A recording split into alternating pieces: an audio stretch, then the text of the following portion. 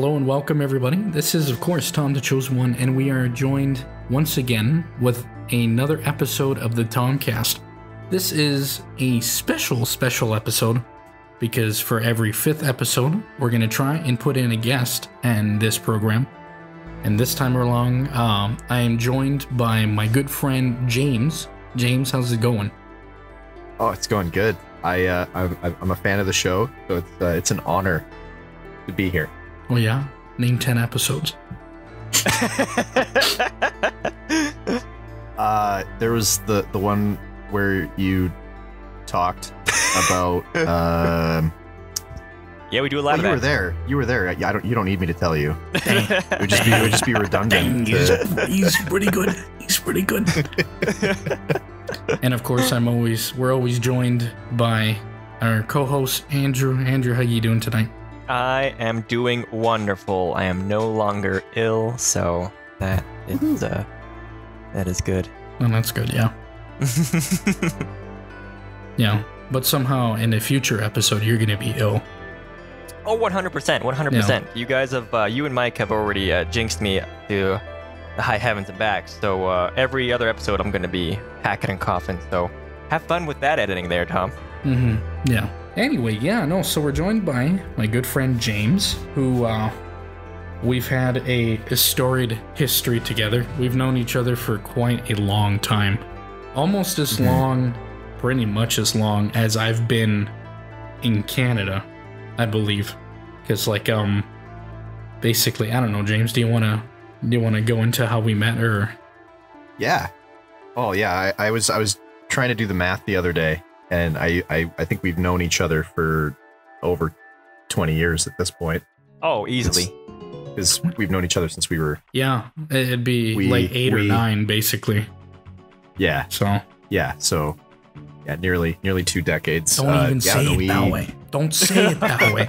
Oh, it makes me sick. It makes us sound wizened and wizened. Okay, okay. No, that's good. That's good. We're gonna keep that. Keep that. No. That's a word, right? Yes, yes. Sage-like. Okay. Yes. We've been around. We met in would have been 4th grade. Yeah. Right. I think we were in the same. Were we in the same class? Yeah, we were in the same class. I think we were. Yeah, I know. Yeah, we knew each other, but I don't think it was until we were in 5th grade, the year after, where you and I were hanging out on the regular. Yeah, pretty much any spare time that we had. Actually, any time we were doing anything at school. Yeah, pretty much. Yeah, we were pretty much inseparable. Every recess, every lunch, whatever. Yeah, we used to hang out. This was in an era where it was the schlubby kind of ESL, English second language kid, and the fresh out of homeschool kid. That two variants of weird to figure out who's two variants of weird that when put together ended up working really, really well. And then joined usually in our goofy adventures with our good friend Nick, who one day I would also like to have on this program, just to talk ancient stuff, talk about Raptor Tag. Oh my gosh, that's probably what links me to you guys is that Raptor Tag. And that's the thing. Andrew's been there from the beginning as well. Yeah, we've all known each other for a long time. And sadly we were supposed to have a second guest for our episode, but due to a undisclosed illness that when he signed the contract he didn't tell me that, but no, then we're supposed to have our good friend Ethan on. That sadly he got too sick, which is kind of, I mean, it's this show, everybody's sick every time they get on, so I should have seen it coming a mile away, but I didn't. So, but Ethan, if you are listening, we would love to have you in one of your days, because it also is a connection, there's a teaching connection there, and there's a lot of cool topic there that we'll save for that episode. But Ethan, if you're still listening, we would love to have you back. Don't feel bad, but I will say there is going to be retribution. Your absence is noted, and there will be retribution. But anyway, should we hop right into our first little topic here? Yeah, let's get into it. Which I guess is not the this one, because of our good friend James here, that is a sound and music teacher. I kind of came up with the topic of sound and music in current media, and it's like, you know, what kind of magic have the experts cooked up already? And it's like, where can it go forward? Because sound is such an interesting thing that it changes with what kind of media it is. It's change in whether it be video games or film, which are our two biggest focus here on this program usually. And so it's one of those where every time you think the limit is pushed, somebody comes along and pushes it even further, and it's like, oh my god, it's incredible. But like a good example that I didn't even really think about until somebody put it there is a recent game that came out recently. Of course. Was a game called Hi-Fi Rush, developed by Tango Gameworks, where it's this sort of like Devil May Cry, Bayonetta-esque like hack and slash, where you want to beat them up and get your S rank on everything like that. But there's a musical element to it where every single track in the game, every level's a track, is what they call it, but it's a song. It's a piece of music that if you attack enemies to the beat of the song, you do more damage, and it's like you get better S ranks, and this sort of like there's a sort of spectacle that happens the better you are at timing your attacks to the beat and blocking it. And enemies have like musical patterns that they will attack you with, and it's all very choreographed. And so there I'm like, oh, you could have done that. What else can you do? Like it's always incredible. And so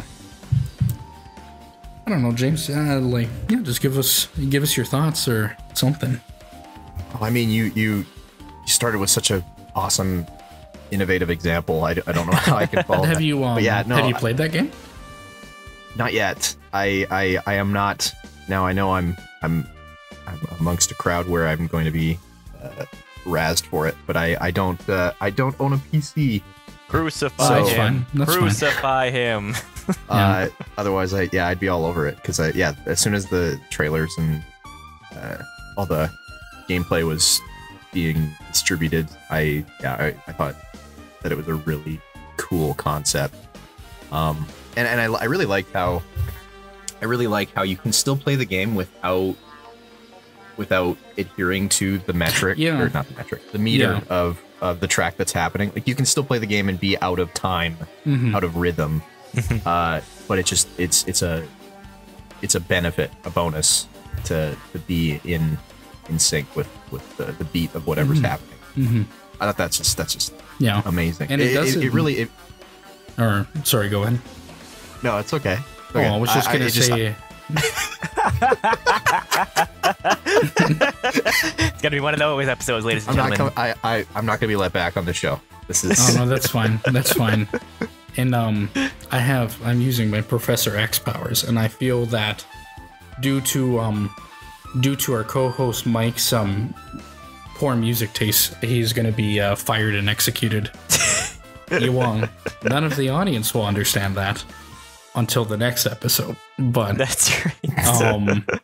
No, that's fine. But no, what I was gonna say is that like in Hi-Fi Rush, it does it in such a natural way where it doesn't punish you for not hitting notes on the beat. It's it rewards you for doing it, and the longer you spend with it, and the more you get in tune and you groove to the beat, the better you do.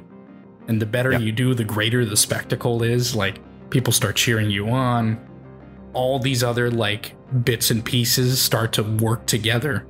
And it's like, it's genuinely a huge spectacle, especially near the end of the game, where they use a lot of licensed tracks in the game. Like there's one track which is Invaders Must Die by The Prodigy that plays in one of the starts of the mission, and it's just like mwah, mwah. Chef's kiss is so beautiful. Yeah, I feel like if it were more in line with rhythm-based games that have come before it, like when I saw the game play originally, I thought of Rhythm Nation, the Nintendo games. No, yeah, like Rhythm Heaven. Rhythm Heaven, that's it. Thank you. Yeah, those sort of games. Like if it was more in line with that, and you had to be in time with everything, I could see that being a huge frustrating thing for turn me off for some people. Yeah, absolutely. So yeah, I like that there are multiple levels of engagement.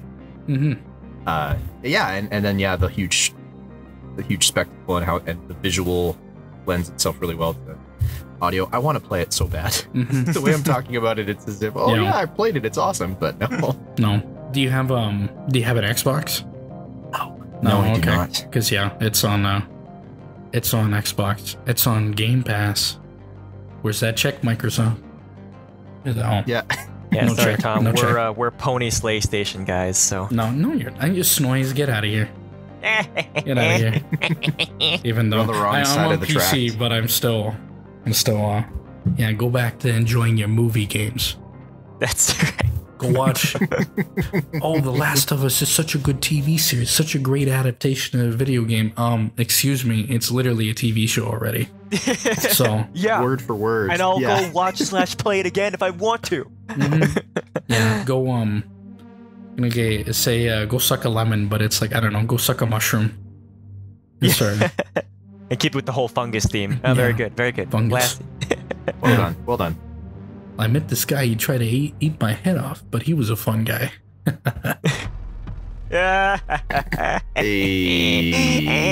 Anyway, James, you're free to see yourself out. That's what this show's gonna be. Nothing but horrible puns. I mean, I don't know. If you want to wrap up Hi-Fi Rush, go watch Tom's video on Hi-Fi Rush. He did release a video. That's my plug. I always got to have the plugs for every TomCast. Yeah. And just parroting what you guys said. It is essentially like a rhythm game plus.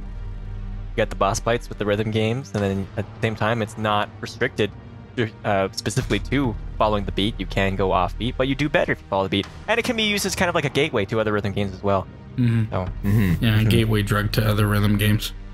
That's it. I do feel like I'm in a trance when I play those Persona dancing games. Were you there, Andrew, when we were at our good friend Brendan's house? We usually call him by his last name, but I'm not gonna call him by his last name. But yeah, we were playing. No, I think it might have been Dylan actually that was there.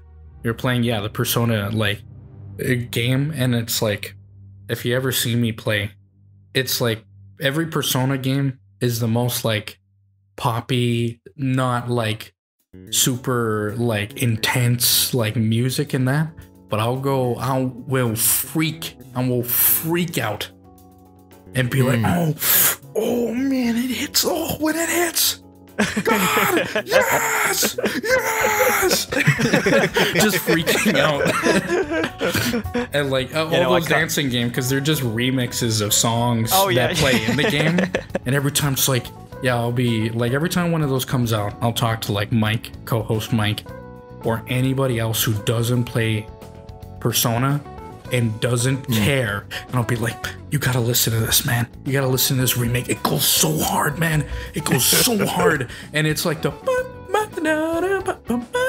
like, it's just so like lighthearted poppy stuff. And Tom so is just good. like, it's so good. Yes! Oh my god, it's so good. Hey, I was gonna say this till the end, but I actually started up Persona 5 again. I played it a while ago and then fell off, but I started playing it again. And, I started playing it again, and I off of the heels of the few episodes now, but a few episodes ago when you were talking about the sound design and the music and how it's better. A bit. I think you said you were taking a dump on Pokemon, and you were saying that it was. Oh my god! Yeah, that was the first episode where. That was the very first episode. Yeah. Where Persona's basically Pokemon. Your personas are Pokemon that you change and you get them whatever, and then you could they got different attack types and everything. It's got the whole rock paper scissors dynamic going on.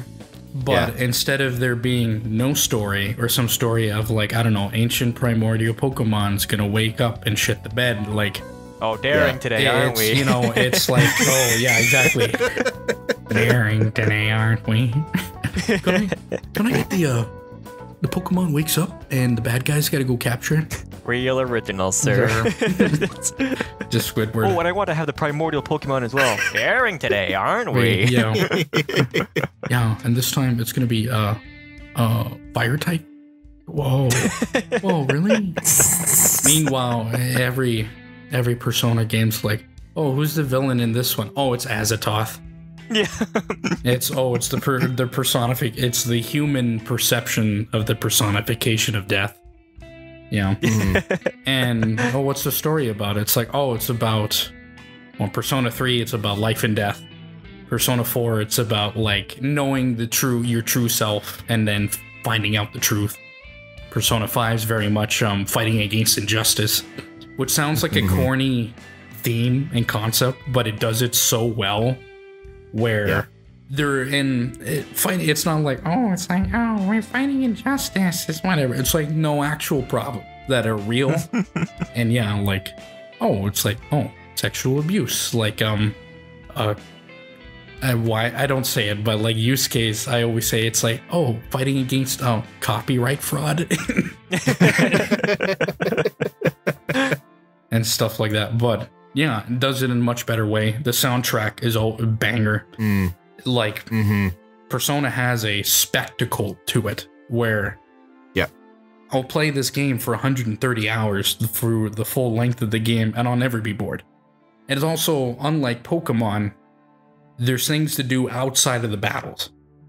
There's what are you going to focus on? And everything you do outside of the battles ties it back into the battle system. Where, the more you hang out with somebody, the more you level them up. Their Arcana gets better, more bonuses for that. They get, like the baton pass, or if you're gonna get smited, they'll come in and die instead. Yeah. Oh, the idea of having a limited time frame, not just like in multiple ways, like your palace deadlines or but even just that's one thing. But then to consider like this game only takes place over a limited period of time, and you have there's resource management. You have to consider time. And I'm not gonna dog Pokemon. I'll jump to Pokemon's side as well and say like it's a really fun. I had just come off the heels of playing revisiting Pokemon Ruby, first Pokemon game I ever played. I just played that, and then I jumped into Persona and was making those connections that you made, Tom.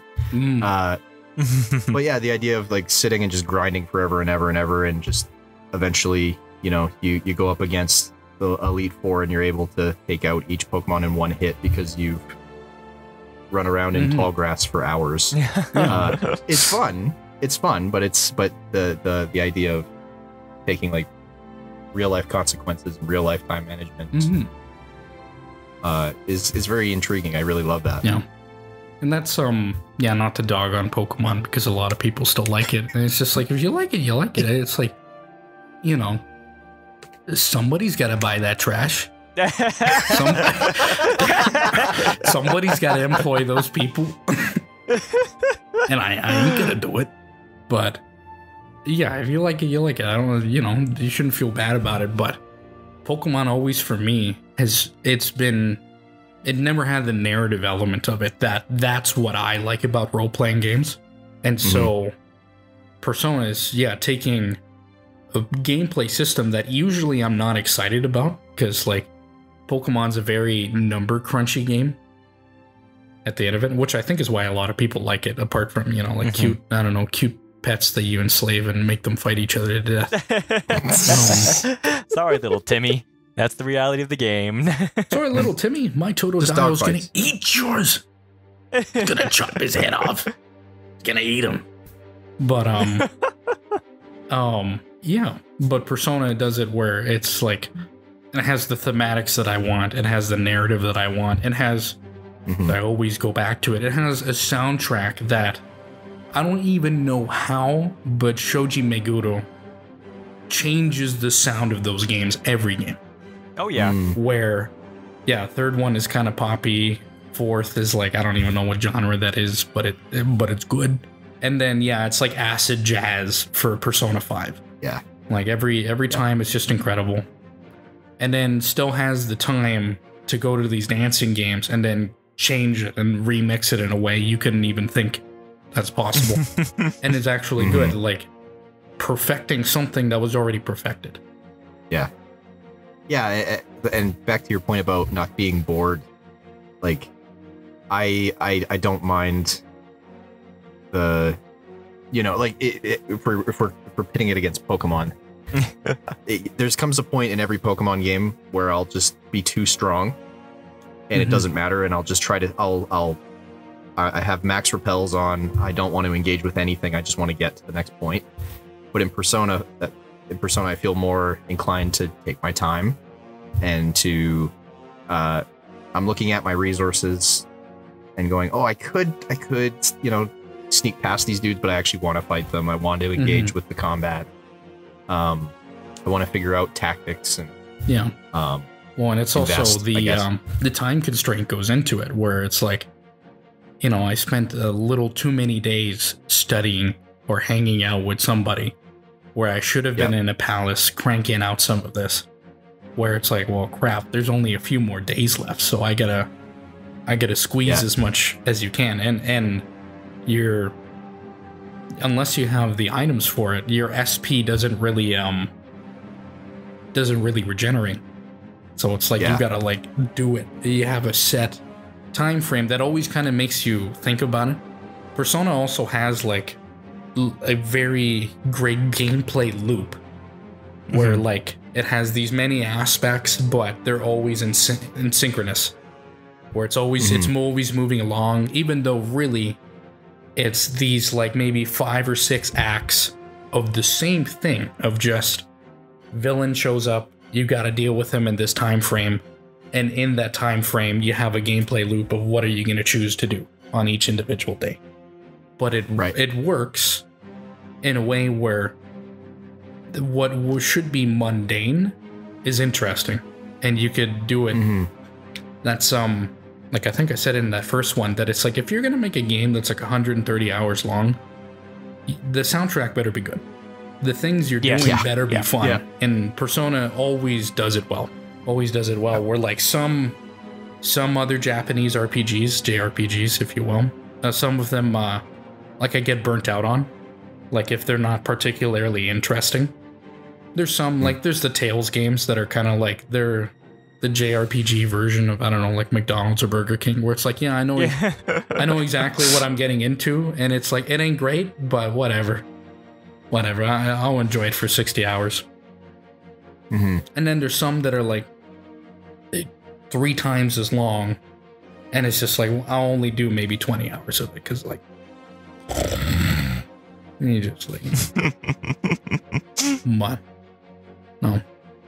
I guess like one topic we could get into, if you want to get into it, is that James, you're kind of a late I don't want to say bloomer, but like you're a guy who got into games very late because your parents were a bit more on the straight and narrow. It's like, maybe you shouldn't have unadulterated access to interactive forms of entertainment where you may or may not simulate the murder of other human beings. Yeah. It's so funny. That's a really nice way to say that I was sheltered. That's a really diplomatic way to... I wouldn't say it that way. I wasn't. And I've thought about this, and I realized that I don't think I was in shelters. think I was. No, I don't think so 'Cause- either. You Not really. you've Is- watched a lot of movies that probably more Yeah. sheltered Mhm. kids wouldn't even know about. So Oh, I attribute my dad, because my dad is a geek through and through. Mhm. He's a nerd. And so Yeah. I watched Star Wars super young, and Hmm. he And for watched a Lord of the very Rings quick with tangent, me. Yeah. while you might be into this late, most of your taste within video games is very patrician. Where you get to tell people, and it's like, what was some of the first games that you played? And everybody's gonna say like Pokemon, this. James gets to say, oh, it was TIE Fighter, it was X-Wing, and it's like, Yeah. yeah, and then people like me like, oh, a man it wasn't of pedigree, just like me.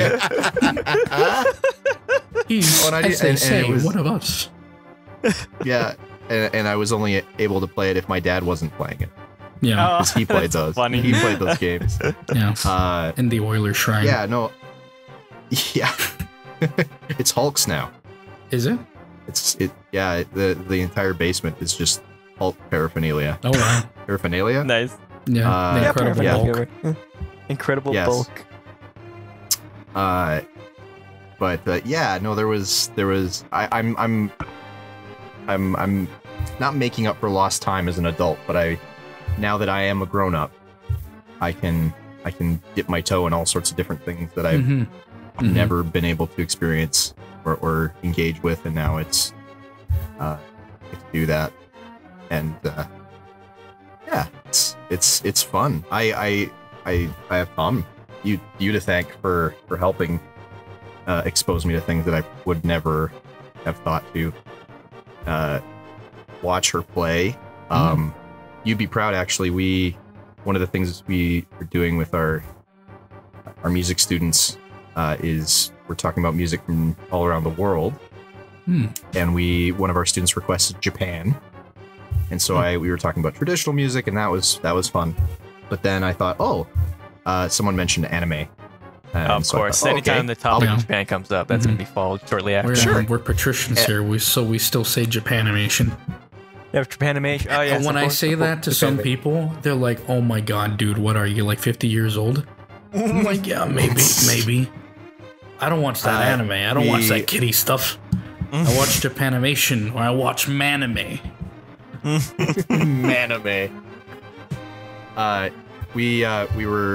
I had music playing in the background and then showing them examples as well. I had the soundtrack from Persona 5. I was trying to illustrate like how, yes, this is all video game music, but it can cover all sorts of different styles. I was trying to get the kids to guess what kind of style it was playing. I played Persona 5 soundtrack and some soundtrack tracks from Nier. Yo, You're getting my them started on boy, that good shit. my boy, Yeah. my boy. I knew you God, I were. love Nier so much. The game's incredible. Soundtrack's incredible too, but yeah. So good. I just loaned it out to a buddy, and I told him like wear headphones. You want to experience all of this, all the audio, all the visual, all of it. Nier's a great example of how you interact with the game changes the soundtrack. How the great uses of diegetic and non-diegetic sound, where there's points are we talking Nier Automata? Oh yeah. You done the one quest where you have to open the music box for the one person, where you do all this quest and you do that, and then what is it? What did you bring back? And it's like this music box from my lover that died. Yeah. And it's playing that, and then you go back to the rest of the camp, and it seamlessly goes from that music box version to the normal camp, and it clicks. And it's incredible. That's to me where that's the magic. That's the magic of it, where it's not just a soundtrack. It's not just that, it's something genuinely incredible.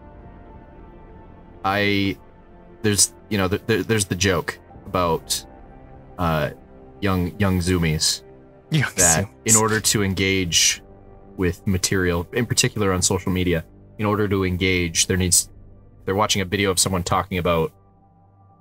Oh, they gotta have Subway Surfers, and they gotta have Family Guy. They gotta have Subway Surfer, or if they're watching Family Guy clips, there's got to be like something happening in the bottom third, or over half the screen. These games that we're talking about, you can't do that. I mean, you can, but you're missing out on. You're missing on everything. So much.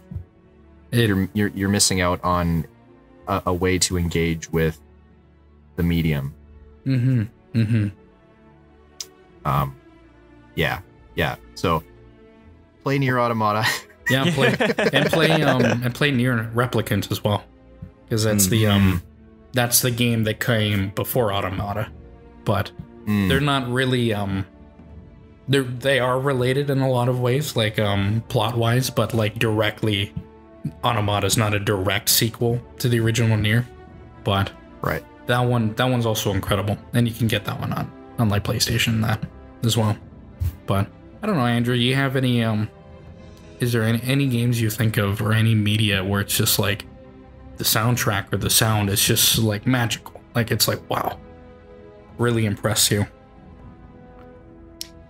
No, you guys really talked about most of the main contenders for that whole soundtrack actually adding to the gameplay experience. The only thing I can really think of would be like soundtracks that elevate like scenes in movies and games. So like, for example, Tom, in the beginning of Dragon Age Origins, you remember the siege of Ostagar?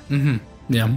At the beginning, and then they've got that scene where the Darkspawn are coming out of the forest, and the Grey Wardens are standing, and they're ready to meet them in battle, and they're just slowly surging forward. Yeah. Like, that scene already is a powerful scene. Arguably one of the greatest cutscenes from that time. But I would agree. I would agree. Except to me, it is surpassed by another BioWare game, and I think Mass Effect 1. Mass Effect 1. The Mass Effect 1 title drop and the track that accompanies it is one of the best.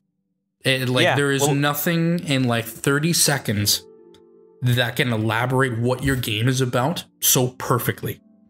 And like everything from like visuals and tone to what the narrative's about to music, all tying it together like within like 35 seconds. Yeah. Well, yeah, that's a perfect example too. So like that title drop and then the Ostagar scene, they're great, but they're further enhanced by the inclusion of the excellent backing tracks. And then there's actually a scene in Mass Effect where there isn't any tracks, and it just makes the scene kind of awkward. It's when you interact with the marker at the beginning and the first mission. It's completely silent for whatever reason. Even in the remaster version, it's still silent, and that scene has always just been extremely awkward to me. Because all of this stuff is going on with you getting to caught by the marker and getting the memories and trying to get Ashley away from it. But there's like no sound. So that one's odd. But Mass Effect makes up for it in different moments. Where the soundtrack 100%. is like... Mass Effect, just being Mass Effect, makes up for it. But yeah, no, it's a very important tool. Or not even a tool. It's a very important ingredient to these masterpieces, essentially. Yeah, there's also something to be said about the artful use of silence. I think that's big time. Yeah, sometimes if not most of the time, it can be pretty awkward where it's not included. It's just you're kind of just standing there bobbing in whatever video game world that you're doing, engaging with. I don't know. Did you guys? I think you guys were involved with this too. When I was finishing up in university, me and my friend Eli did a research project about audio and film. Yeah, I was there. Yeah, you and John were working on it as well, weren't you? Yeah, John was helping us out too. Yeah, I remember that. Yeah, and the question we were asking or proposing was what we were basically wanting to look at the balance between the balance of audio. Is is there such thing as too much happening or not enough? And so what we did was we took a couple of animated short films. He did one, I did one, and we composed 2 different audio tracks that included sound effects, Foley, but also music underneath. And what we did is we shuffled them, and we invited our friends in to watch them without knowing what really happened, but just to fill out feedback as to which one they liked more, which one they thought was more emotional, which one they found engaging. And the way we went about it was one approach to the audio was more of a like contemporary pop driven music track with sound effects, like heavy use of sound effects, and then the alternative being a more minimalist approach to mixing the audio to the use of sound effects and even just the music that was chosen. And it was so interesting. It was written feedback. It wasn't one of those like check yes, check no sort of things. It was very, I remember that, because it was very the difference between somebody that's like, oh yeah, like this much, and then mine were like paragraphs. Paragraphs. But that was great. It was great. And when we were looking at all the responses, there were so many great points to be made about like, I like this one because it had a song that I recognized, as opposed to I like this one because this one felt more emotional because there was less happening audio wise. So there was a lot of support to one way or the other. And we came out of it realizing that there are a lot of different subjective approaches to making art. But the absence of sound and the very obvious presence of sound, there's there's a game recently that I did a video on. Not sure if you've seen it, but it's Faith, the Unholy Trinity, where there is a lot of the soundtrack is taking a lot of like already composed music tracks and turning it into like a Commodore 64, like Atari sort of like soundscape. And that, but it's a horror game, so like, but there are moments in it where you're like in a place where it's just like, oh, before it was like, you know, this C64 version of like Moonlight Sonata or something that would just kind of loop endlessly and endlessly until, I don't know, like Michael Davies would come, suffer, and stuff like that. But then there's like moments where you go into the house and you go into the basement and the music just cuts. There's no music at all. No, and it's like perfect like where the absence of it could be constricting, like strangling you, like claustrophobic, like something. And then Airdorf, the developer of that game, is an incredible use of sound, diegetic and non-diegetic sound. Yeah, when we were coming up with real life film examples to kind of support each idea, we referenced the Metropolis fight scene from Man of Steel as being an overload. Yeah, not just visually, but just audio wise. Like you have all the sound effects. Don't tell my brother that, he loves that scene. There's all the sound effects as Superman and Zod are blasting through the city, destroying everything. Like but there's also Hans Zimmer's score happening underneath that, and it's a stimulus overload. And we paired that against, and it was actually the scene that inspired us to pursue this project. And I know I am aware of the company I'm in, so I please forgive me. But the scene that we were inspired by was the spaceship blowing up in The Last Jedi. Oh, well, I'm curious to see what you have to say, to see if you fell into the lion's den or if you're amongst other enjoyers of the movie in general. Already or just of that scene. Yes, James. The answer is yes. Yeah. But yeah, no, yes. So yes, we are fans of 8, James. So go on ahead. up to this point, at least in that movie anyway, Star Wars has always been wall-to-wall sound, wall-to-wall John Williams leitmotifs, themes, for the English-speaking folks, throughout. So to have this moment, this climactic scene, where you have a character sacrificing themselves, which is not uncommon in a Star Wars movie, but for it to be met with complete and utter silence is huge for the franchise. It's huge. And for me in the theater, it made that moment just that much more impactful. It was a really badass moment, but it was also a tragic moment, and me as an audience member got to feel that without, you know, like exactly. it was Let the it was cool. let It was the really, action really of cool. it speak for itself. Yeah. Yeah. Yeah. So that was kind of what got us on that journey of, oh, silence is starting to creep up into movies. And this was a few years ago. Silence is being considered. James, that was 6 years ago. I know. Disgusted. Well, I'm so disgusted. Yeah.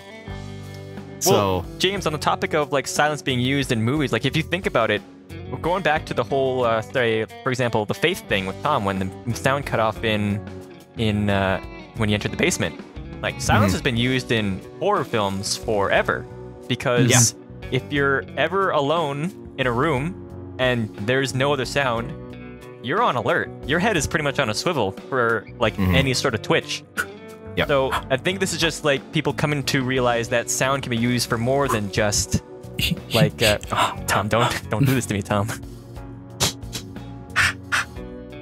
But it's being more than used than just to scare people. It's kind of like in rock songs when they have kind of like the high frenetic, and then they have a point usually near the climax where all the instrumentation will cut out for a moment or two, and the vocalist just gets time to belt out like a note or two before they all comes back in.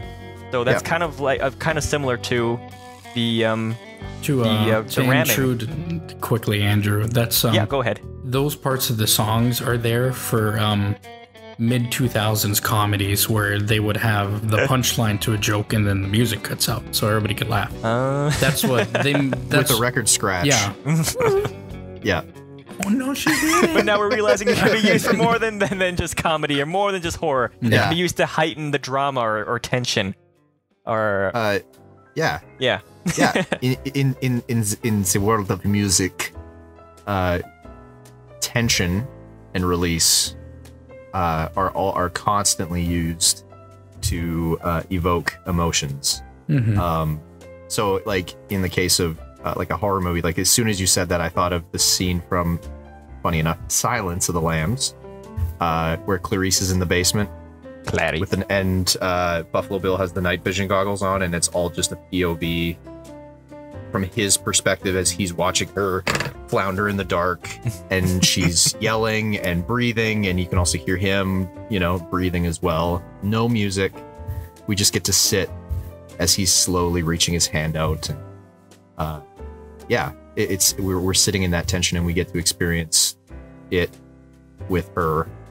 And then in the case of Star Wars, we don't get that big like climactic flourish of violence and other John Williams things that we're used to. We get to sit in that like, oh wow, this was a really important, impactful moment for this character, but also for the story at large. Yeah, and yeah, you're right. At least in the last 6 years, we're seeing it become more mainstay and not so fringe. Yeah. The keep Quiet things Place, a whole franchise that plays with that tension. Yeah, there's you gotta keep things fresh, right? We're right on the cusps of well over almost a century now of sound in film. Yeah. So yeah, I gotta find ways to keep pushing it or reinvent itself. AKA just remake something because we ran out of ideas. Yeah. Humanity ran out of ideas hundreds of years ago there.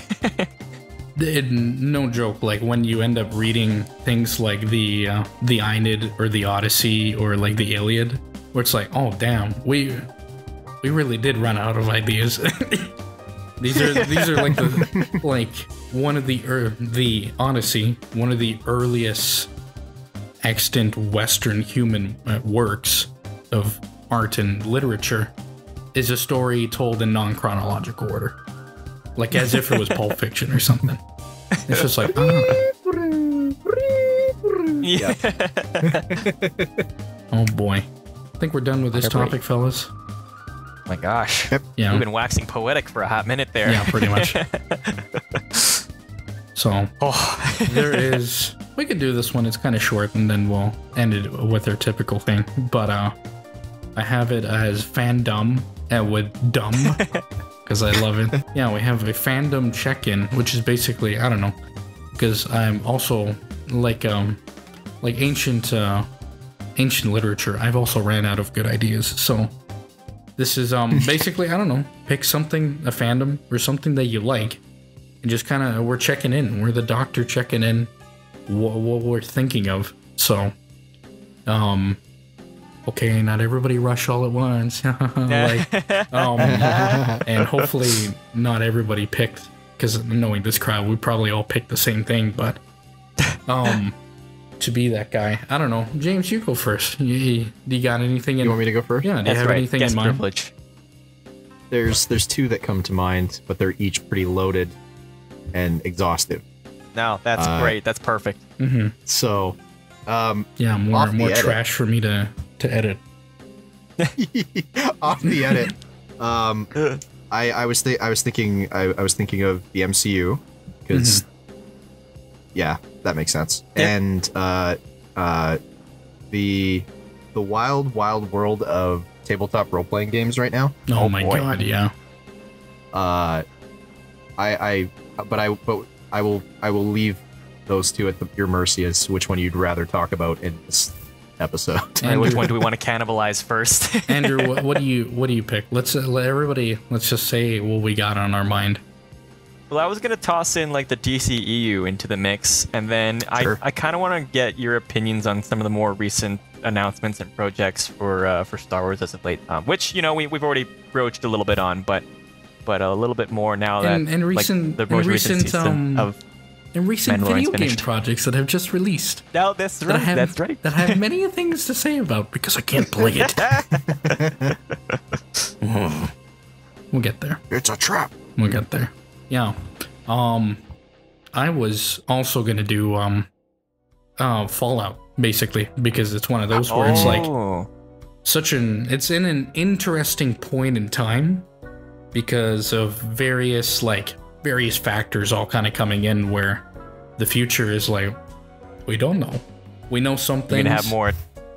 But, yeah, I don't know. Yeah, more Todd apologisms. More Todd. Actually, no. These are like different things.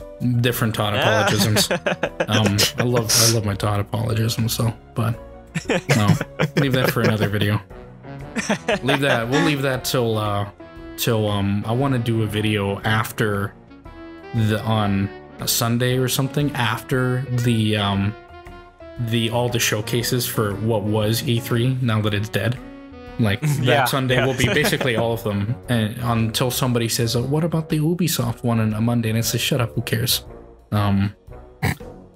So much easier when it was all just in one place. Yeah, and one time, yeah, 1 week. But anyway, I don't know, James. We'll start with you. What do you think, Andrew? I think we should start with Marvel because all right. I feel we might have, or they could all be the same, but we might have various completely different ideas of what we think of the current stuff coming on. Gotcha. Well, as far as the Marvel stuff goes, I know, Tom, you have pretty much sworn off Cape Shish in general. I have the opposite deal, where I am being held hostage by anything and everything Cape Shish. You're being held hostage? My brother and I have a blood a blood pact where we have to keep up to date with all things Cape Shish, because it's something that we can watch together. That consistently, that no one else, that other people may not have the time or patience for. So I am up to date with like all of the Marvel releases and the DC releases, hence why I just did that. And like as of late, Marvel stuff has been leaving a lot to be desired. Like I am starting to feel the same way you are, Tom, where it's just like you go into a thing and you come out and you think, I am not going to retain any of this information. Yeah. I'm going to have all this re-explained to me at the next film, because none of this is going to stick with me. Or same with the shows now. And it's a major problem because they're all running on that singular continuity where you pretty much have to be up to date with everything if you don't want to be lost.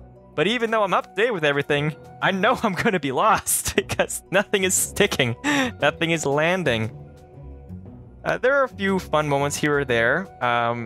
Probably one of the biggest successes for Marvel, and this has been a few years now, was the Loki show. That one was pretty fun, pretty good. Loki's character I thought was decent, even though he wasn't the main star for a lot of it. Owen Wilson is always a grand time. Wow. And the music for that one is pretty good as well. And you add theremin to anything, I'm pretty much going to be sold on that. So that's going to be the biggest standout project for me. I suppose I still have to give Guardians 3 a watch. I've heard decent things about that, but as of late, like the movies, Quantumania was kind of meh. She-Hulk was kind of meh. What else has come out since then? Oh, you didn't like She-Hulk attorney at law shaking your big fat green booty? I thought that was ridiculous. I thought, I'm like, wow. I'm not gonna be here. I'm not gonna be a prude and be like, oh my god, you shouldn't be twerking on television. I'm just thinking, this is modern what is television. accomplished by this? This is incredible. Yes. Who is this for? Yeah, that's right, exactly. It's for Tom not to watch at all and just see it on Twitter and go like, yeah, this is incredible. Yeah. There's a good chance that it was made for like the zoomy audience who is hyperactive and easily distracted by things. It was made for the person that wrote it. Yeah, or that too. Oh yeah, there was also that Ms. Marvel show where I literally didn't care about any of the superhero elements. I just wanted to see her family do silly stuff. Yeah. But yeah, no, that's where I currently sit in Marvel. It's I think I might have started to hit that superhero fatigue state, at least with Marvel products, because DC I don't have quite the same opinions, but with Marvel I'm definitely starting to feel the fatigue there. Anyway, James, where are you sitting with it all? Well, you bring up a really a lot of great points. I'm feeling like I'm in the same space too, and I'm a Marvel fanatic, ride or die. I have been for a really long time, and yeah, I'm tired. I want to like the stuff that's being put out, and I don't hate the stuff that's being put out.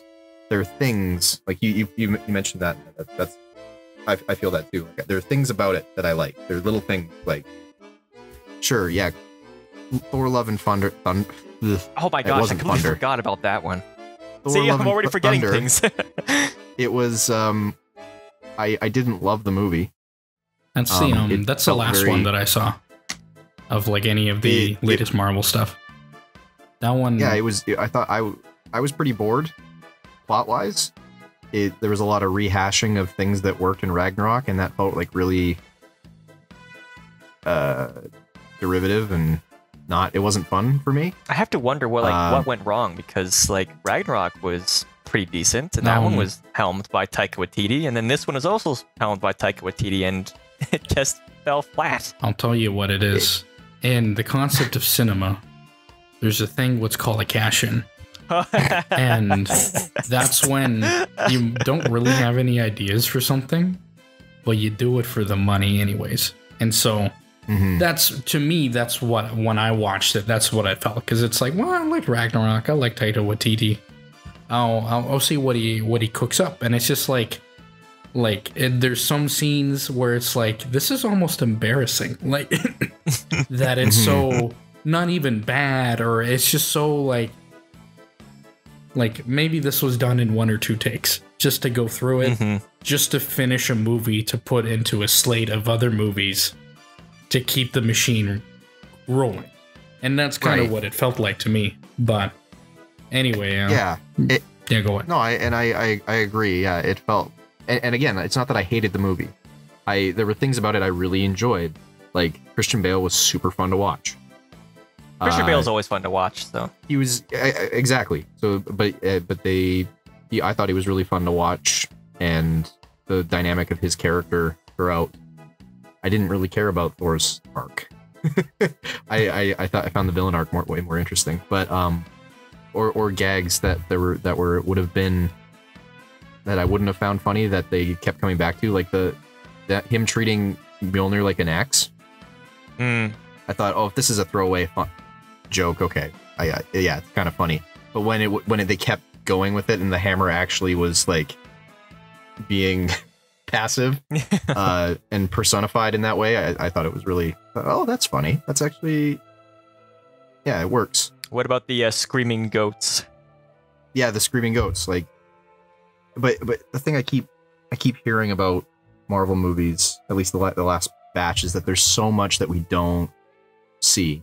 There's so much that's left on the cutting room floor. There's so much, and like, to your point, Andrew, the fatigue comes too because not only because of the massive amount of movies and TV shows, but I feel like I can't even really appreciate what's happening in the movie until I've been watching the behind the scenes series that's on Disney Plus. And they go into the detail of all the visuals, the costumes, the sound design, and they're talking about this is all the work that went into it, and the thousands upon thousands of people that are literal armies of people to crank these movies out. And it's amazing to look at it through that lens and to realize there was this much thought that went into what kind of cape Doctor Strange wears in this scene. Like, that's just like an example, or the like. So that makes me appreciate it, but then looking at the movie itself, I liked Multiverse of Madness. I'm not gonna.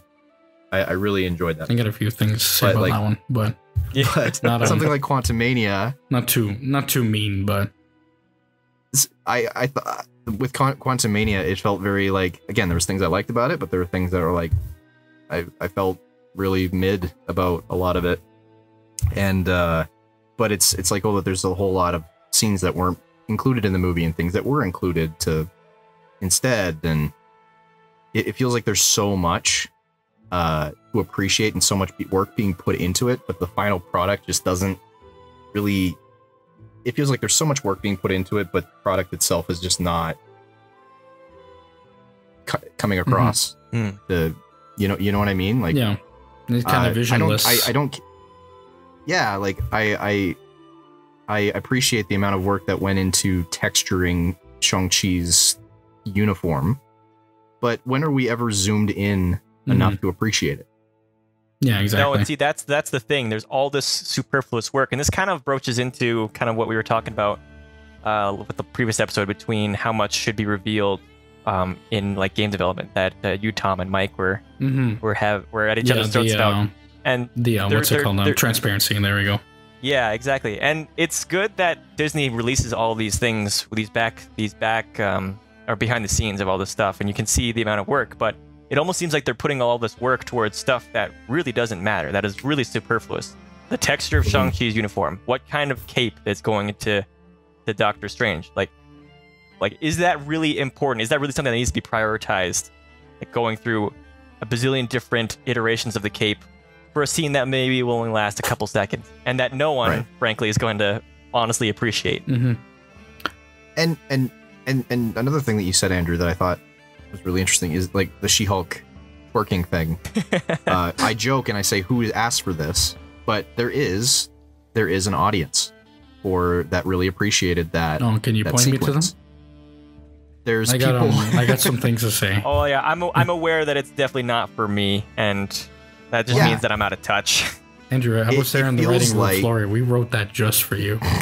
Yeah. I was like, man, it's on the whiteboard right now. I know my buddy's gonna love it. He's gonna love it.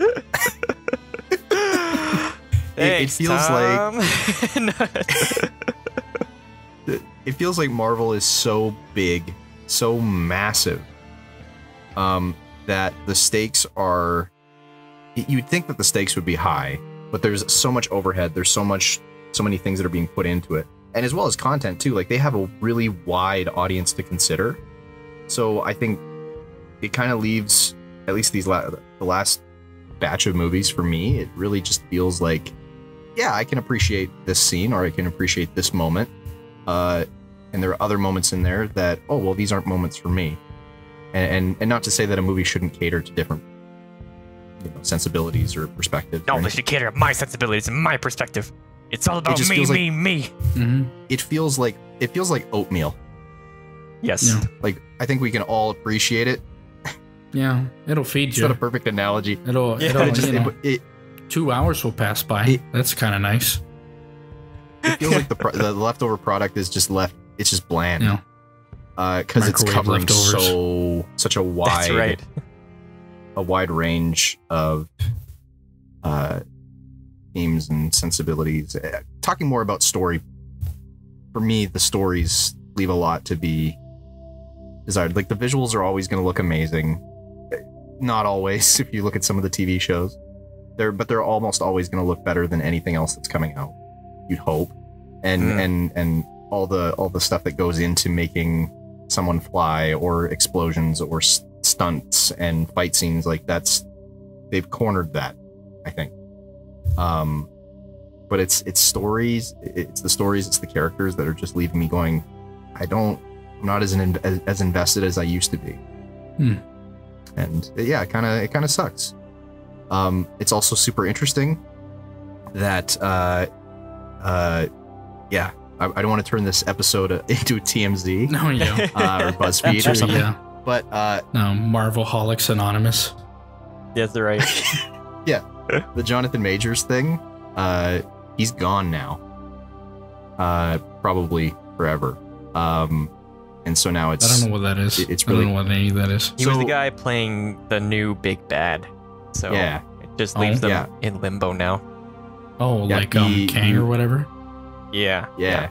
Which I'm like, you can't have a guy named that. That's not his real name. No, that's his real name. And I'm like... Yep, they had that and MODOK too. Oh yeah, MODOK. Yeah, but he wasn't done by Patton Oswalt. No, not Patton Oswalt. What's his face? Something Lopez from, and make him look like Mr. Electric from Shark Boy and Love a Girl. Yeah. Mario Lopez. Yeah. They wanted to send it to the principal's office and have him expelled. Mr. Electric, have this man sent to the execution chamber and have him executed immediately. Those edits are great. Yeah. Well, Lopez. Should I get in? Should I crack my knuckles and get ready to? But I'm one of those guys that, like, my Marvel fatigue set in before, like, Infinity War, before Endgame, where it's like, oh, okay, we gotta wrap this up, and they did it, and it's like, and to their credit, Endgame less so, but Infinity War is an actual spectacle of a film, and how many different people you can fit in one movie and still have it feel like, okay, this is like a movie. Like, it's not like it's not a 3 million hour disaster where you're like, oh my god, like it's like in A Clockwork Orange, where you're just sitting there like, oh my god, they're putting the eye drops in your eyes. Help me! Oh, make it stop! Please make it stop! They're at the poo-poo gate already. Stop! They're getting the stone. What stone? I don't know. Help! Yeah, I was already kind of getting tired of that, and then after Endgame, that's like, that's it. I'm done. Except for a select few, because it's like Guardians is an example, and the last two being, Love and Thunder, and then the Doctor Strange movie, and I went to that. Well, I didn't went. I saw it after Doctor Strange movie because it was directed by Sam Raimi, and that movie depressed me. It depressed me. It depressed me because it's like, how can you get Sam Raimi out of retirement and make such a clinical movie? Such a, like, after that, as like a kind of experiment, I went back and watched the Spider-Man trilogy with Tobey Maguire and went, this is what comic book movies can be? This is what it... And in that sense, I'm gonna say it, sometimes less is more.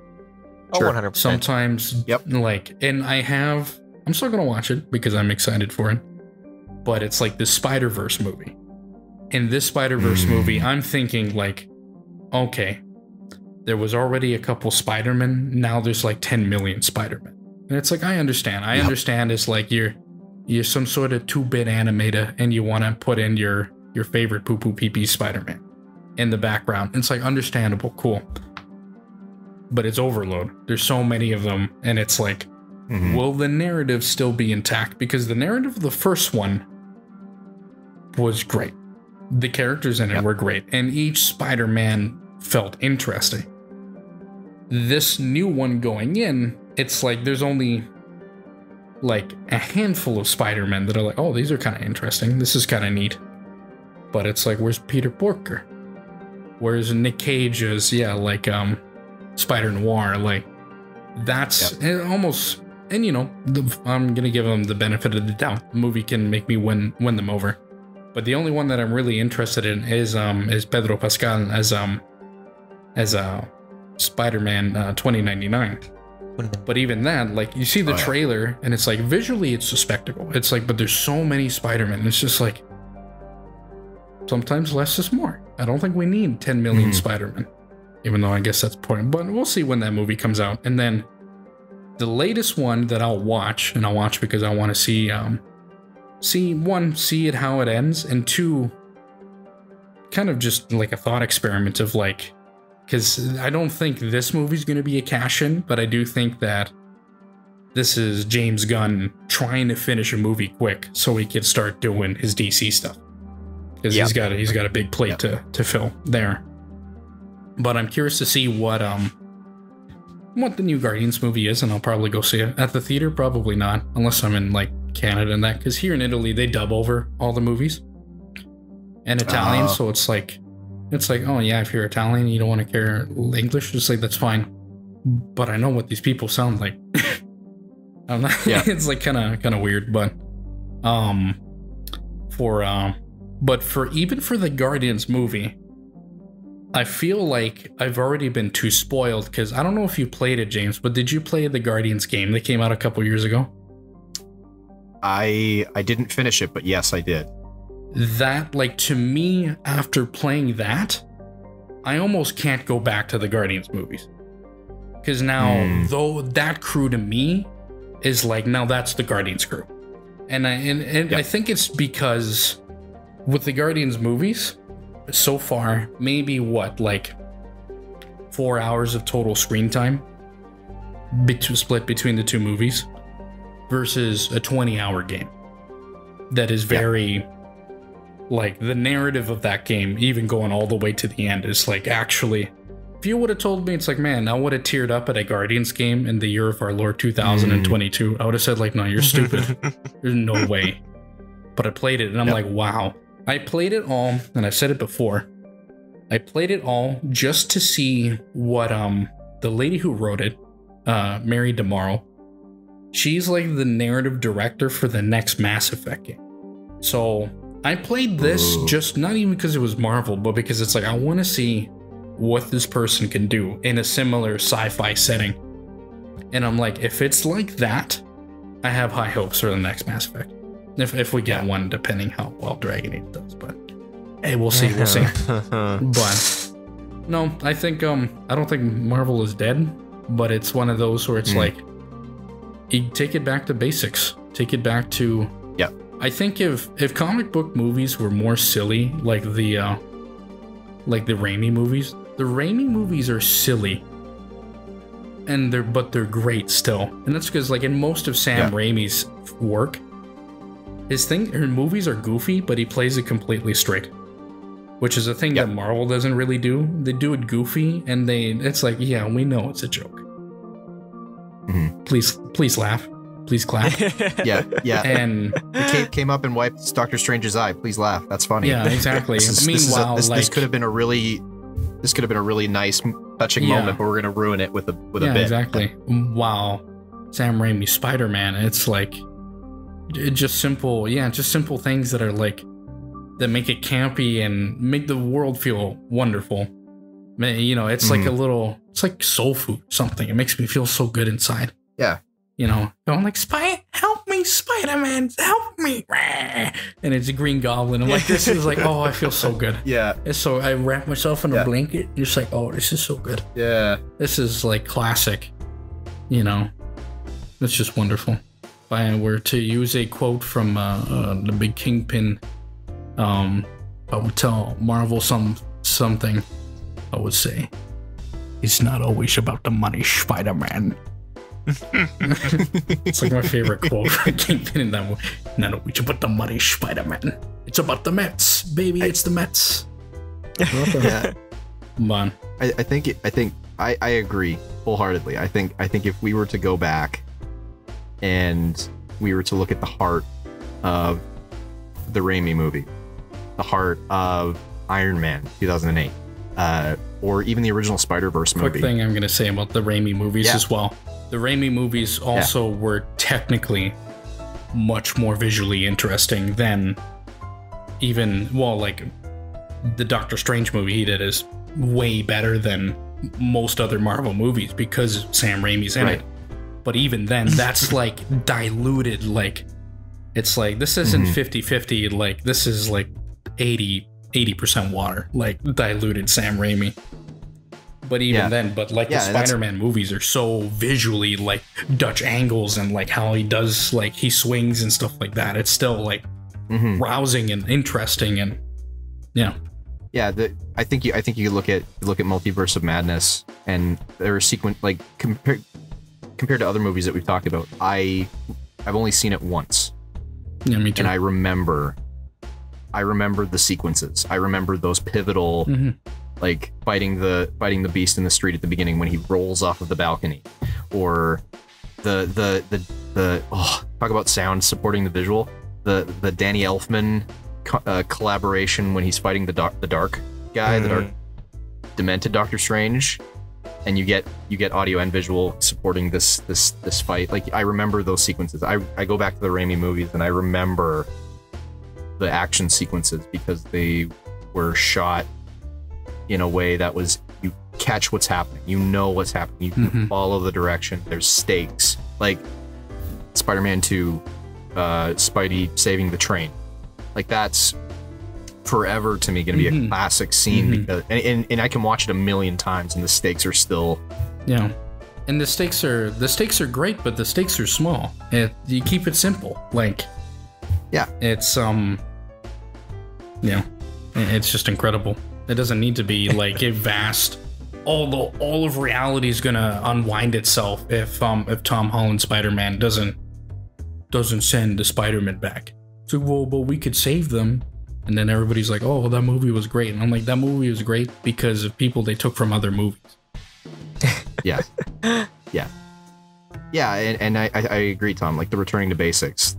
If we look at the heart of what came before, like even the Spider-Verse, like I love that movie, the original movie, because the heart of it is the story. It's the character. But to be a custodian of this podcast, I'm gonna be rude. We gotta move it along because I'm looking at the timeline and I'm like, yee.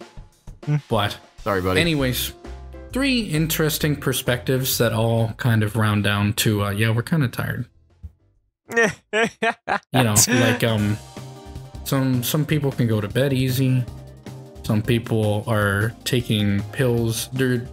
Andrew's clearly taking a lot of coffee to still be invested into into Marvel and to get into it, and I'm sitting here downing a whole jar of melatonin or whatever, melatonin, so I can go to bed. But we'll go on to Andrews. Andrews, which one you want to do? Hey, let's keep with the whole superhero thing. Superhero thing. Okay. Yeah, let's go with the DCEU, and I guess by extension the DC in general, since there's a bunch of other projects that technically don't fall under the DCEU window. Now, bringing James Gunn as kind of like a project lead, pretty good idea, I would say, because he had that successful run with the Suicide Squad 2021. We don't talk about the original, and then the Peacemaker show as well. Which, I mean, John, I gotta give kudos to John Cena. He's actually a pretty decent actor. He knows how to play an absolute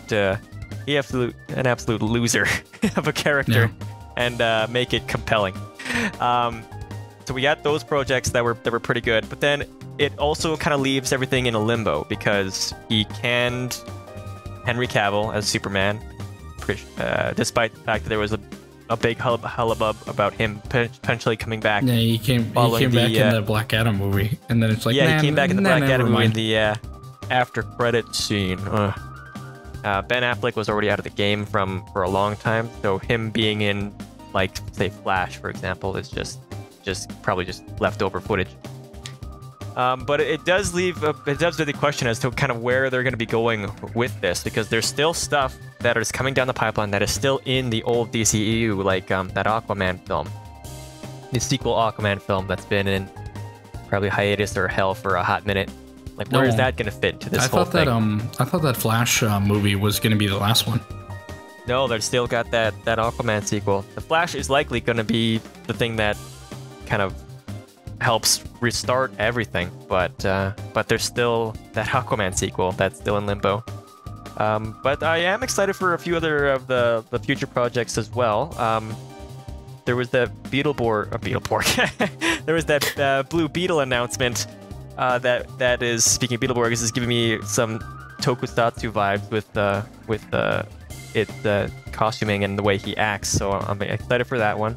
And then you've got also the DC side projects like Robert Pattinson's Batman or Joaquin Phoenix's Joker, which really more like character studies than like superhero films, first and foremost. So, like, DC, even if they're with their more diluted kind of cookie cutter projects like Shazam and Shazam 2, like, I still find more enjoyment out of those ones because the character dynamics and the actor dynamics are more, I guess, engaging to me personally than what has been coming out of Marvel. And then they still have the ways to come up with new stuff like the Robert Pattinson Batman movie and the Joker film.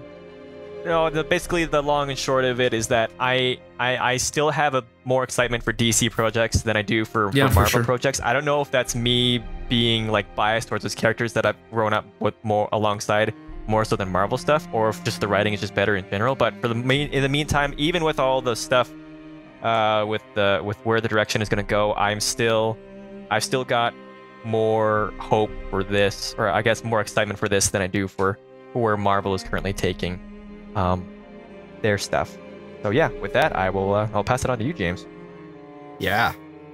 I'll admit I haven't been as heavily invested in the announcements that James Gunn has been rolling out, and I've been feeling pretty passive about it. I think that's leftover fatigue from everything else. Yeah, mismanaging all of that, and it's just like oh man, but that put me back in the washing machine, will you? Like, yeah.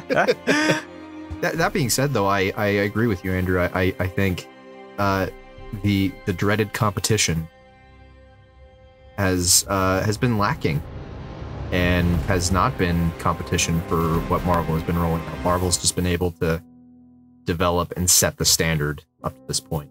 So with James Gunn at the helm, there's so much potential for the DC to be competitive with Marvel and to push back on the standards that Marvel has set and to create standards of their own, which I think will make the Marvel movies better. Maybe that's the kick in the pants that Marvel needs in order to be like, hey, maybe we need to focus more on the gooey center of this jelly donut that we have amassed over the last So we've been decade. left sitting on the counter for God knows how long. Yeah. If DC can roll in, and we know that James Gunn knows how to write good characters, he knows how to frame them well and represent them well. Like the Suicide Squad, we managed to feel bad. We managed to have emotional connection to these characters that are just meat in the movie. Yeah. They have expiration dates. Mm-hmm.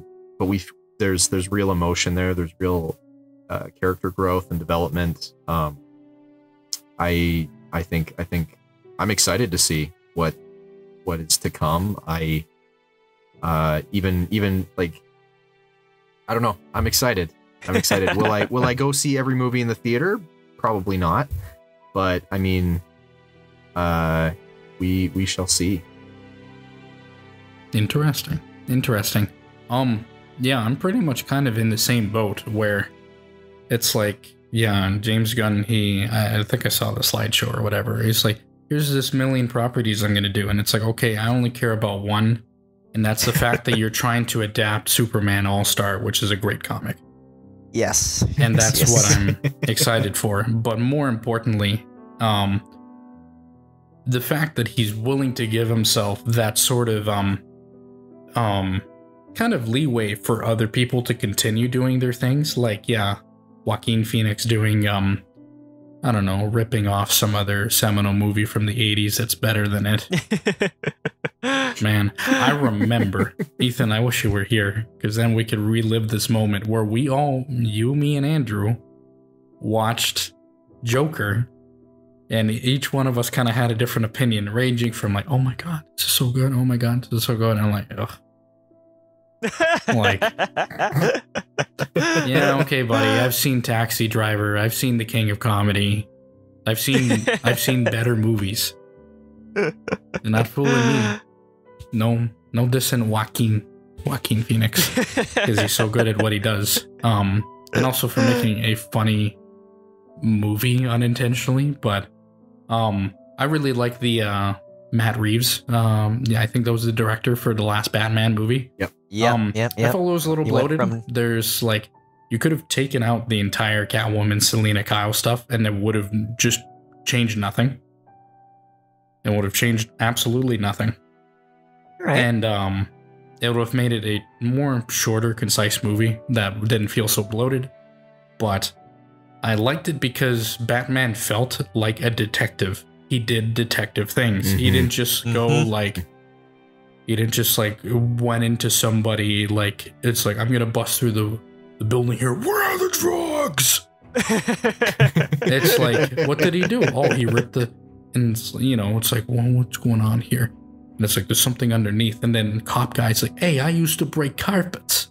And it's like, whoa, he's being a detective? He's the world's greatest detective, and he's actually investigating stuff? He's actually going to places and talking to people and scouting things out and putting the pieces together? Wow, incredible. Mm-hmm. Like, and that's what I really enjoyed about it, is that I don't mind the slow burn. I was almost a little too slow sometimes, mostly because of the Catwoman stuff, but slow burn where you get to ingest everything. And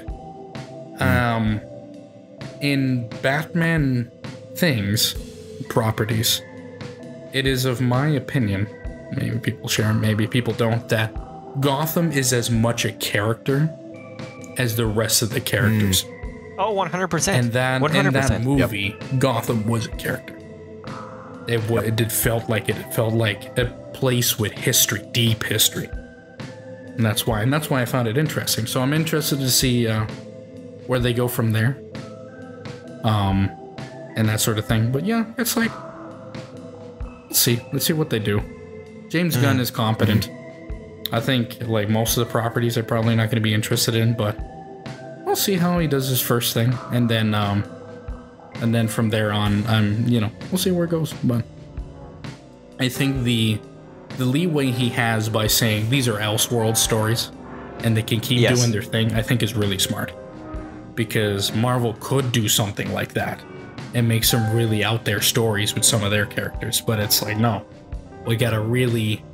It's like by the time this episode airs, we're gonna have season 2 or volume 2 of what's called Star Wars Visions, where there are these non-canon short stories developed by different studios, and this is how they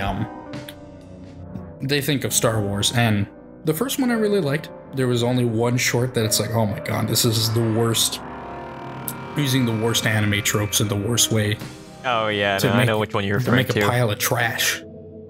But this time around, they did the right thing, which is like, instead of just all in Japan, now it's like studios from all over, where it's like, oh my god, they're going to El Guidi in Spain, or like Cartoon Saloon out of Ireland, which has done some great films. So, but the claymation guys who did Wallace and Gromit. Yeah, oh yeah, there's an Aardman animation, which it looks really good. But yeah, just like it's all non-canon, so you could play something, make something really out there. You can make something, more importantly, that's like really your culture is a part of it, and they could showcase different cultures and how they put it into Star Wars, which was the interesting part of the first volume of it, is where like these different Japanese studios that have different ideas of how things are get to make their own. This is what Star Wars is to them. The fact that Sunrise, the guys who animate Mobile Suit Gundam, didn't get a short to do that was just TIE Fighters and X-Wing is criminal. Lucasfilm, I'm walking over there right now. I'll see you in 2 weeks. Because we got something to talk about. But, yeah. But that's an aside that I don't know if we want to use that to quickly go over to Star Wars. But you take it over, Andrew. What do you think? I think we talked about one of James's topics. We talked about one of mine. I think we've probably talked about one of yours, and then maybe wrap it. See, this is we're pretty. It's pretty up there. We're pushing the envelope at this point.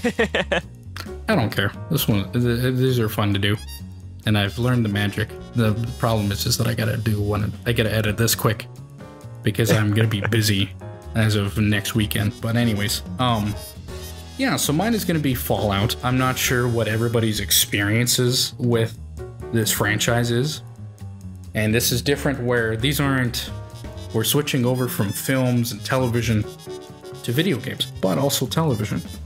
Because they had just recently, Amazon picked up the rights to do a Fallout television series.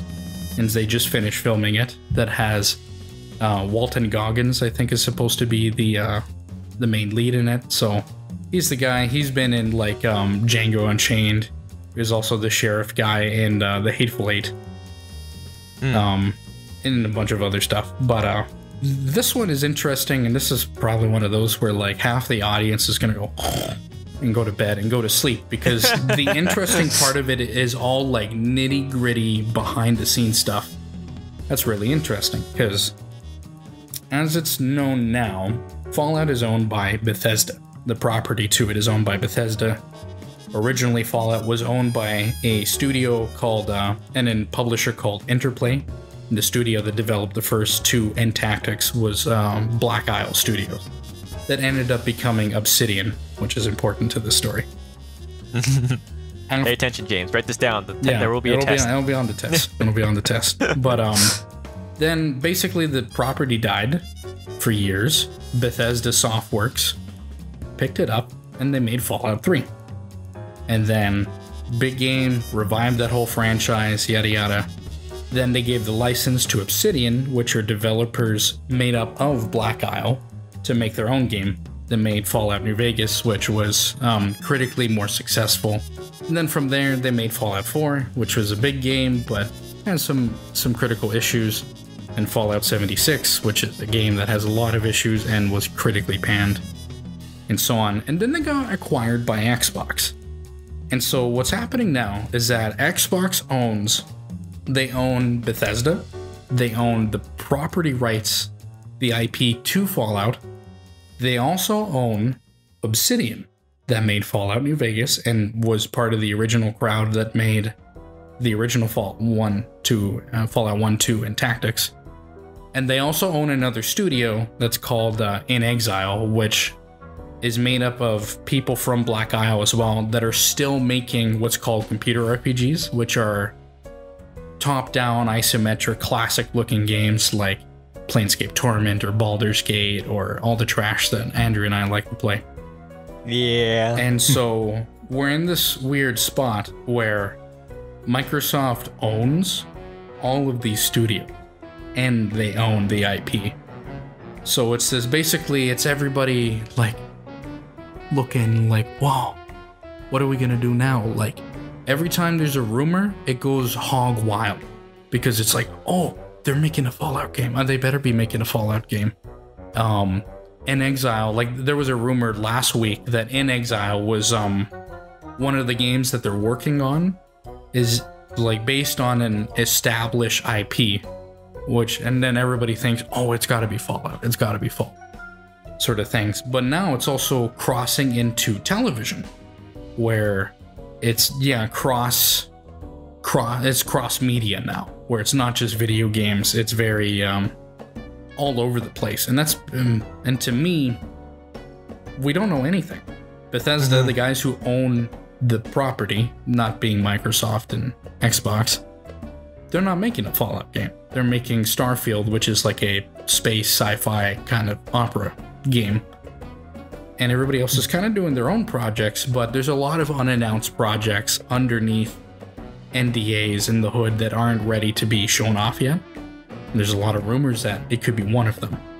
And the thing is that Bethesda is very notorious for spending like 10 million years to make a sequel to something. As Elder Scrolls 5 Skyrim came out, or the Eldest Scrolls Skyrim, it came out in 2011. It is now, if I look in my calculator on my phone, on my Palm Pilot, it is the year of our Lord 2025. I mean, no. Whoa!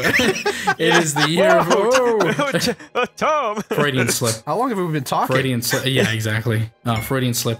2023. And so, and still no peep. And they're still finishing. The new Bethesda game will come out this year. Then it's Elder Scrolls, so it's probably going to be another 10 million years till the next one. And so the thing is that when you buy a property and you buy things, Xbox bought a whole publisher and studio and all the properties that they own, not to sit on it, to do something with it, which is exciting for the fans and exciting for people that don't want to wait 15 friggin' years till the next one. So I think it's really... Yeah, we're not going to make it.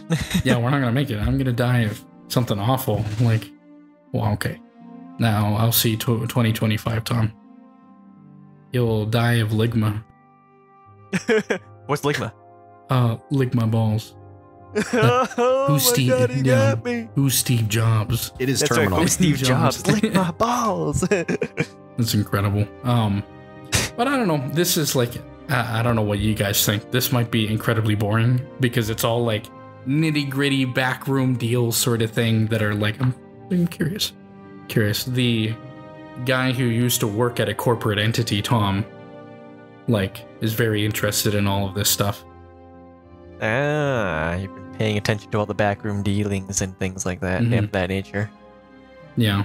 Because I used to be in the nitty-gritty of it for quite a few companies. So, and like, wasn't really in charge of things, but was like around people that were. And it's really, to me, it's always really interesting. Like, I've signed NDAs, which are always spooky because it's like, damn, if I say anything, they're going to kill me. And it's like, well, we're not going to kill you, but... And I'm like... But what? But, and it's like, well, you know. What do you mean, you know? Well, you know. You know. And I'm like, okay. Damn, okay. But, I don't know. What do you fellas think? Well, as far as the whole business side of it, I haven't been paying too much attention to that because, well, that's just not where my interests that's fine. lie. I That's deal fine. enough with businesses as is. I don't need to research others. And then I hadn't seen any more updates about the properties ever since you had seen or you talked about the leaks behind the show, and then In Exile's postings on LinkedIn, things like that. Mm-hmm. So I don't have too much. There's not really anything more than that. I think it'll be maybe in the summer we might get a trailer for the show, but right, yeah. So I don't really have too much more thoughts on those properties as of yet. I am curious. I guess the show for me is probably one of those interesting things because, I mean, like video game shows have come out and they've been either hit or miss. You know, you've got your Halos, and then you've also got yuck. You know, whatever your opinion is on the matter of The Walking Dead, which is still at least a competent show. Not The Walking Dead. Last of Us. Oh sorry. wow, Freudian slip, Andrew. All these zombie shows are the same thing. That's right, they are. Yeah, I sure hope The Last of Us doesn't take 15 years to finish. But yeah, no. If an Exile makes like another Fallout game, kind of in the same vein of like the Wasteland stuff, or the previous things, it'll be interesting to see kind of where they take the franchise and what direction they decide to go with. I imagine they'll likely want to avoid the East Coast because, you know, that's all Bethesda's realm now. That's Bethesda's baby.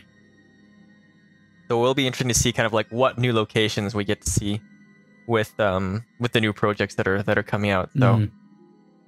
So I'm excited to see what comes down, but for the time being, I'm still at kind of like a wait and see sort of phase. Yeah. I haven't done a lot of digging myself. Yeah. I think the future is interesting. There's a lot of stuff that could be happening, or nothing could be happening, and I could be lying. And it'd be like, okay, well, I guess that's it. That's all she wrote, folks. But, all right. Well, James, what do you think? Do you know, do you, like, what is even your experience with Fallout, if you know anything? Which is, if you don't, that's fine. And it'd be interesting to hear an outsider's perspective. Sure. I mean, I loved Fallout 3.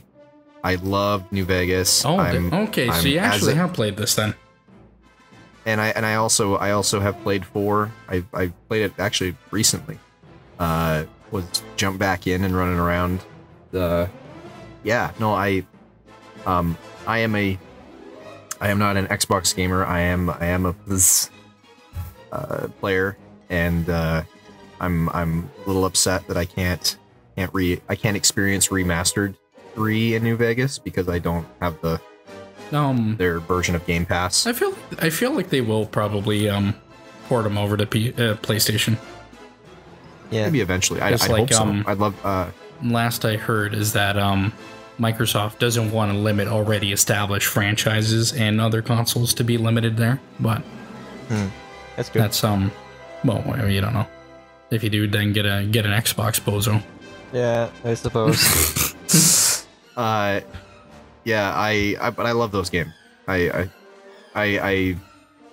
got into that world through Fallout before I played Skyrim. Skyrim came way later, but it I really appreciate the RPG aspect of the game, and I've kind of come to establish the kind of things I like now. You're talking Persona,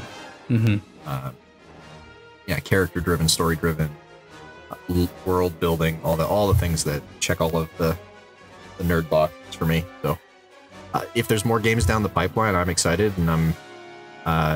Will I jump in the pool right away? Probably not. After 76, I'm probably gonna just wait. Yeah. And hear what other more invested nerds have to say, and then go from there. Yes. Let the fodder go in first. That idiots like me that are gonna let the Todd apologists do their work. It's when we talk about what we've been playing, it'll be kind of interesting because I've been going through to the release of Starfield. I've been going through Bethesda's work just to see how it's changed over the eras, but we'll talk about it then. But I don't know. You think it could be translated to television? Well, the magic ticket's always like, well, who's doing it? That's always the magic ticket. Like, yeah, you could have the richest lore in the world, Lord of the Rings, and make something that's just not very exciting. Oh my, they dropped the ball on that one hard. For the audiences and potential copyright lawyers listening right now, we understand that the Lord of the Rings, The Rings of Power is not actually a Lord of the Rings series, because Amazon does not actually own the rights to it, but they own to the rights of other Tolkien works. So, shut up. We're covering our bases here. Yeah. Am I wrong, or did they also do a Halo series? That's Paramount. Ages ago. Paramount did. Paramount did. Okay. I didn't see it. Did that play well? Was it well received? It was not. That's another one of those where the people who did it know absolutely nothing about what they're adapting. Yeah, it's basically like Master Chief takes his helmet off. Like, it's all about the Master Chief has sex. He has sex. Which is like, wow, thank you. That's exactly what I wanted to see. Lots of like really what these kind of studio execs would be minor changes, but makes you look stupid. But yeah, it kind of depends. It depends who's doing it, because I know it sounds like Henry Cavill ditched The Witcher because they weren't being faithful enough. They're like, oh, Geralt is like this guy. All he does is just swear and grunt all the time. And Henry Cavill, being the huge nerd that he is, one of us, Yes, right. is like, well, actually, he's got a deep lore, and he's like this, and this guy, and he swings swords like this. Yeah, he like understood this stuff and actually has great respect for it, and the writers didn't. So he quit the show basically because he's like, nah, I'm not doing this. And now he's trying to create a Warhammer 40,000 something movie or show, miniseries, something like that. Which, if there's anybody in the world who gets it, it's Henry Cavill. Because when you're in Hollywood and you can, well, he doesn't live in Hollywood. I think he lives in England. But when you could be going after the beautiful Hollywood women, getting a girlfriend, getting into spicy Hollywood life, that sort of stuff, he doesn't. And you know what he does? He stays at home and builds miniatures and paints them. And he's one of us. He's one of the boys, as they would say. And so, yeah. And so it really kind of depends who's doing the Fallout show. Bethesda's notoriously very kind of like, they hold it in a grip. They're very like protective of their IP, so I wouldn't be surprised if there are people on the show that are like, no, you can't do that. No, it doesn't work that way. No, like it's not like Star Wars level where like you have actual lore masters going, nah, it doesn't work that way. No, we get it. It's gotta be pretty close. So, yeah, I don't know. If it's good, it's good. I hope it's good. Because if it's good, that means it makes money. And if it makes money, then Microsoft's like, okay, Bethesda, you actually need to hand out the IP to our other studios to make stuff. Because ain't nobody waiting 15 years for this. Yeah, that's pretty much what I gotta say on that. Pretty much that's kind of all the topics we got here. And we're at the end here, fellas. And in every episode, we do a typical, what have we been playing and or watching? And this is also a guest. If you're reading or listening, throw that in too. So, I don't know. James, you take it away. What have you been playing or watching lately? So much pressure. Okay. I can do this. We've already mentioned a few things. Come on. Yeah, I already mentioned I've jumped back into Persona 5 and I'm loving it. Yeah. As for what I'm watching, again, the fatigue is real, so it's a lot of comfort things at the moment. It's revisiting things that I've already watched. Adventure Time, Community. Oh wow. Futurama. It's the comfort stuff. If I'm not streaming nerds playing a certain tabletop role-playing game, watching those sort of shows. I sure hope it's not Critical Role. Be careful, Jones. Be careful, James. Run! So, anyway, moving on. He won't even see it coming. Don't worry about it. We can talk about that later. We can have a private conversation. I got the eulogy written up also... I also I'm trying to read more because I used to read a lot, and I have all these books that I have not read. Don't have the brain space, so I'm trying to shift things around. And I thought, maybe I could start with something light, something non-committal, low maintenance. So I got Stephen King's It. Oh my gosh. I've never read it, and Never read it? I've never read it, and I also need a doorstop. So, It. Read what? It.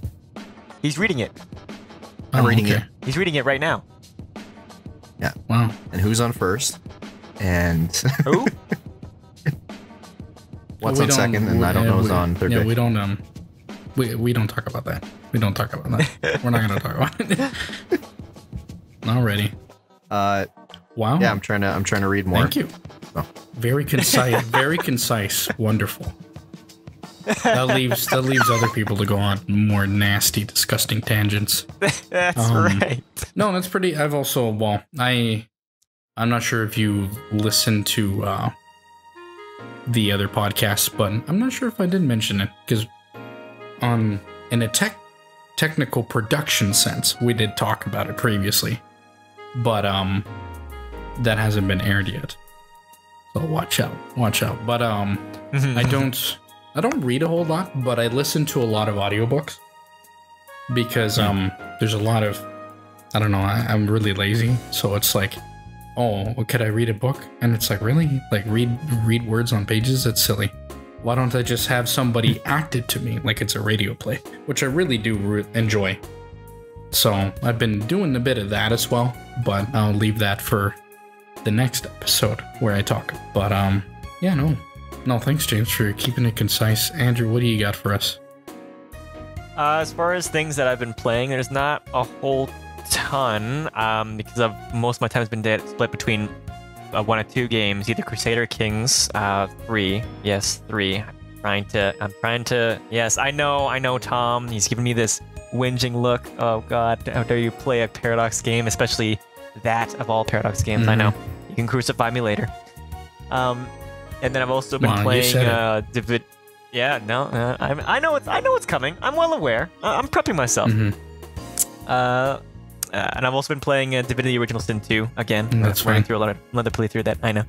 Doing that with my brother. That's like your comfort game, though. It's slowly becoming my comfort game. That's a good one, though. CRPGs are comfy games. I'm not gonna lie.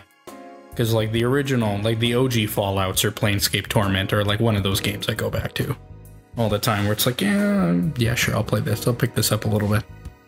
Yeah, no, it's one of those things that it's, even though I've already played it through, I'm always finding new stuff, and I know they added a bunch of armor sets like years ago. This isn't new at this point, but they added a whole bunch of armor sets years ago that I'm still trying to track down. I'm trying to see if I can't find them without resorting to guides, but every now and then it's getting more and more enticing to just pop up on Google like, where the hell is this damn thing?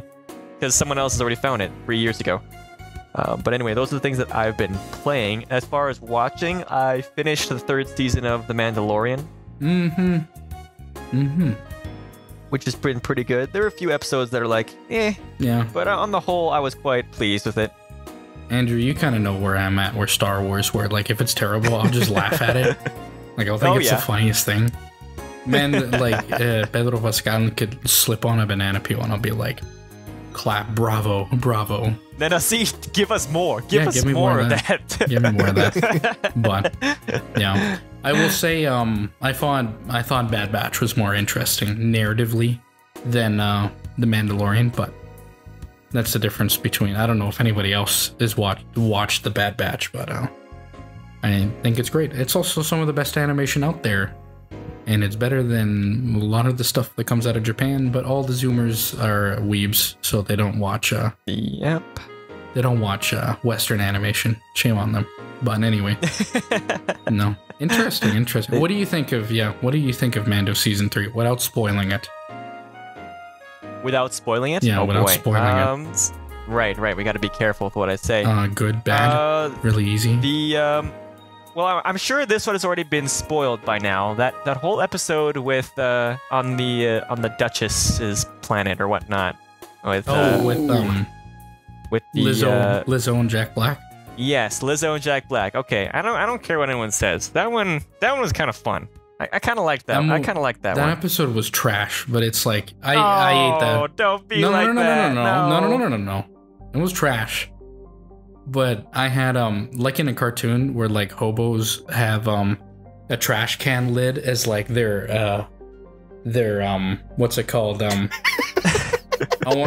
plate or whatever, where they like hand things into when I say cameriere, because the serving plate. The serving plate, yeah. Or serving tray. Cameriere. Yeah. But yeah, like it's like that's what I think. It's like, ooh, what's this? Oh, trash with Jack Black and Lizzo in it? That's just right. dreadful. Yes, let me I'll take a bit of this. There's Tom and I at the VIP Cineplex theater. The servers come in. Yeah. Your trash episode, sir. Ooh, yes, please. Yeah, thank you. Thank you, Jeeves. Now go back and get me a good one.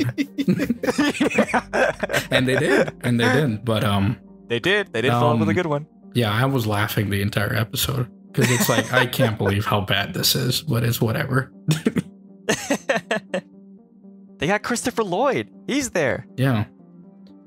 It's funny I'm surprised how he's not dead, but he's there. It's funny how in leaks he was supposed to be like an old grizzled Mandalorian guy, and it's like no, he's a freaking monk cop. Like, yeah. Oops, spoiler alert. Nobody cares. Oh, that episode has been weeks behind. So if you haven't, whatever. Yeah. You get a week or two grace. James, what do you think of the Mandalorian? You've been keeping up? I've heard about it. I've heard he's where it exists. I've heard that it exists. I've heard that there's this tiny Yoda-looking creature. Yeah. Baby Yoda. People seem to really like it. No, I'm so behind. I've only seen season 1 at this point, and I thoroughly enjoyed it. I thought it was fun. Kind of like what we were alluding to before. It felt like a different thing, but also a return to form. Yeah, it's super simple. Jon Favreau can keep it simple. Yeah, and that's and Dave Filoni, who did Rebels and Clone Wars, and so it's like, and now he's got his own show, and Ahsoka, and he's got his own movie that he's directing, which is wild. It's like an incredible journey that guy's been on. Yeah, it's super fun, and will I watch the rest of the show at some point? Probably. Yeah, eventually, but I don't feel any pressure. That's a nice thing. Oh yeah, and that's the way you should do it. I don't feel pressured to catch up, and I'm going to be missing out on all these other cultural touchstones if I don't know what's going on. Well, they're always going to be there, right? If you want like a recommendation on probably the best show in my opinion that they've released, give Andor a watch. Oh yeah, big time. Like that's what I've heard. The other shows are like, oh, this is silly, this is goofy, this is Star Wars. Andor is a show like genuinely, and this is sound corny almost, but it's like it's written for adults. It has smart plots. It has smart characters for Star Wars. To the point where it was so good that it's like, man, we've been eating a little too good lately. We're gonna get. I like how it's. We're gonna eat some trash. Go ahead, Tom. I was just gonna say we gotta eat some trash, Andrew, because like, or else we might be a little too. Think we're too good for this stuff, but yeah, I like how it wasn't overly reliant on like previously established things that fans would be like, oh look, stormtrooper, oh look, TIE fighters. Like the first episode, I honestly thought it was like watching Blade Runner. It didn't even register with me that it was Star Wars. Yeah. Well, it's like, you don't even see a stormtrooper till the end. In the first season. Like, it's just like, an Imperial garrison here, or like some other people here at like a prison, like very kind of keeping it simple. It's just very kind of like complex plots, but simple storytelling in a way that's very personal and interesting. So definitely. It also makes the galaxy feel big, which is great. It makes it feel like huge. When 10 people in the show like all know each other already, that's like, okay, really? This is a galaxy. You know, you don't need to bring in characters from other shows to have cameos. It's like, no, people can be their own characters. They could have their own self-contained stories, which is the way I want Star Wars to be done, which will get me to what I've been playing. But anyway, Andrew, yeah, continue on. Those are the major highlights. Yes, I could also finish off with something a little off the collar. I finished the Maze Runner trilogy finally. Yeah, no, that's my brother. Like the like movies or something, or books? Yeah, no, the movies. Yeah, okay. You know the ones. You remember when Hunger Games came out, and then a whole bunch of young adult things started getting made. It was made during that time. Okay. So out of those ones, Maze Runner stuck with me the most. Like I thought that one was the most compelling, but I never finished all 3 of the movies until recently. I was watching that with my brother. We noticed how the second movie, that plot is literally it's just The Last of Us, but in a desert. So we have to wonder if Neil Druckmann was just watching that movie one day and said, "Yeah, I'll just take this, and no one will notice." But anyway, yeah, those are my things. He got his inspirations from the circus because he's a friggin' clown. Oh my gosh! I don't like that. I don't like that guy. Oh, Kill that guy.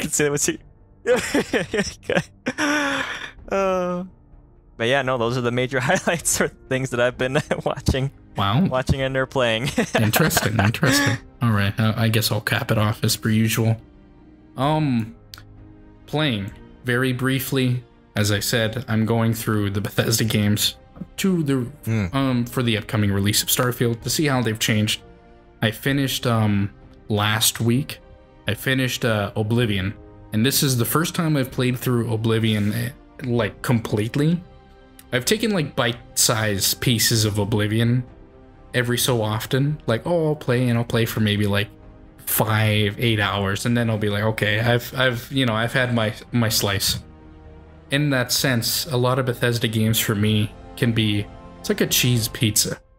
You don't want a whole cheese pizza. You want one slice. You want a slice of cheese pizza. You don't want a whole cheese pizza. In this case, I'm like, you know what? I'll try the whole cheese pizza. I'll have a different one. Oh. I have a 4 cheese, quattro formaggi, as they would call it in Italy. Oh. All right. But hitting us with the German today. I got it. You are on a thin leash. Oh, sorry, Portuguese, my bad. Yeah.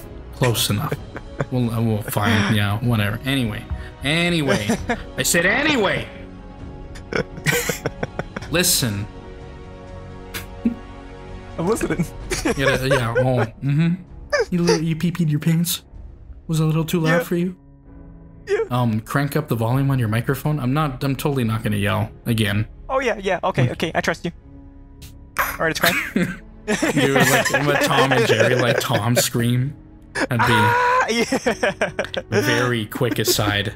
I've been watching a little bit of like old Looney Tunes stuff, and Mel Blanc screaming his head off is so funny. It's so funny every single time. It's incredible. But anyway, yeah, I played that. I just finished playing through Jedi Fallen Order, which was Respawn's Jedi game. And I remembered how good that game is. How those guys understand Star Wars. Like, they get it. They understand it. It's like, I don't know if they took like a film class or something, but it's like cinematically it's great. Visually it's great. It has its own soundtrack that doesn't overuse motifs from the movies, which is like a problem I have with a lot of Star Wars, where it's like, oh, they're going to use Duel of the Fates again. They're going to use Battle of Heroes again. They're going to use a...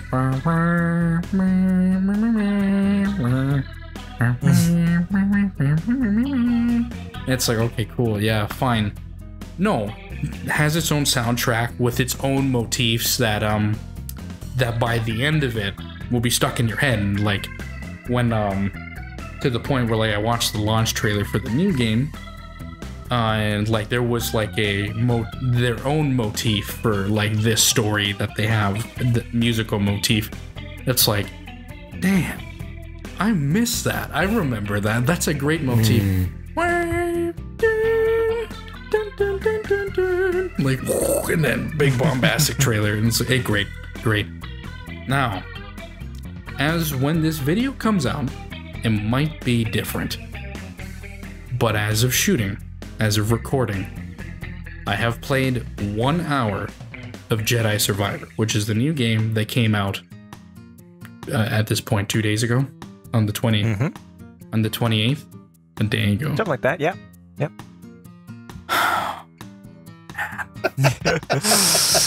Oh boy. It's okay, Tom. We're here. We're here to support you. Why can't they just do it right the first time? Why can't they just do it? Why do they have to release this trash broken every single time? I'm so sick and tired that the PC port is broken. Broken like, I don't know, like a Ford F-150 truck from the 90s. Broken all the goddamn time. It makes me sick. It's like, I just want to play the game, damn it. Oh my goodness. And you know what's the worst part? The worst part is that for the audience out there that isn't here in the know and the zeitgeist, good for you, because you don't have to suffer through my torment. The game came out and it's a disaster. Performance-wise, is a disaster. I have a pretty decent computer. I don't have the best computer in the world. If I did, I'd still be suffering. People with some of the best specs are having terrible performance. On the consoles, there's terrible performance. Where, like, a performance mode that is supposed to be guaranteed 60 frames a second is like, oh, well, it's really more like 45 to maybe 50 frames a second. Where people, like, it's so bad, people set the quality mode because at least they'll get a steady 30. Which is, but on PC, it's a disaster. It'll use, like, 20% of your GPU, your graphical processing unit, and use all of your CPU, which is not how games work. That's not how you render things. There's something wrong there. It's like clearly broken, fundamentally broken, and to the fact that like they should be like these freaking hacks at Respawn and Electronics Arts should be embarrassed that they released such a mess, and now they're cleaning up. It's like, okay, sorry, I'm sorry we released it this way. We're gonna clean up our mess. It's like, no, fix it already. Do it right the first time. First impressions are everything, like we talked about in our last video. And in this case, I played an hour and it's a disaster. And it's sad because the game is great. It's everything that I want. It's not like, oh, you lost all your abilities, so you gotta relearn them again sort of thing. You gotta re-earn all your abilities. No.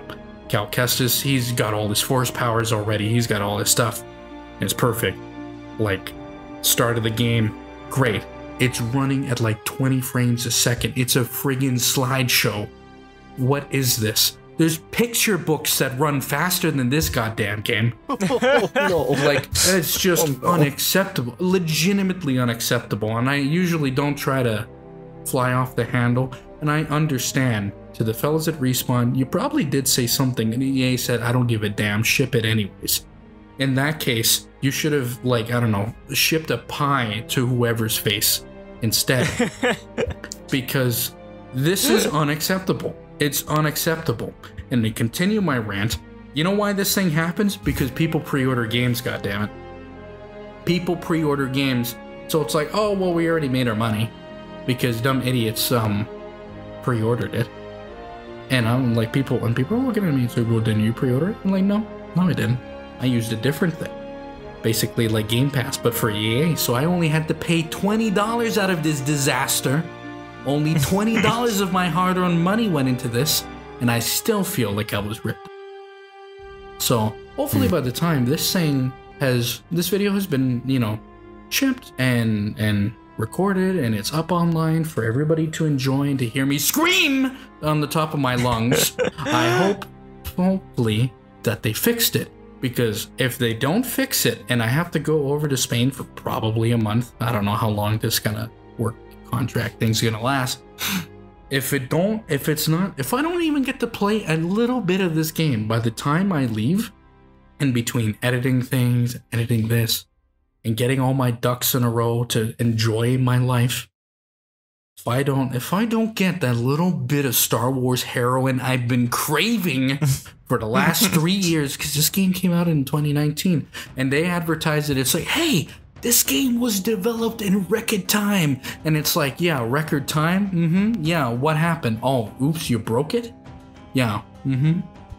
You're laughing, James. He can't play his game and you're laughing. Yeah. You're laughing. Come over here. I'm not. It's like, I'm not the game's broken, huh? You know what else is gonna be broken? Come over here. I'm gonna put a brick to your friggin' teeth.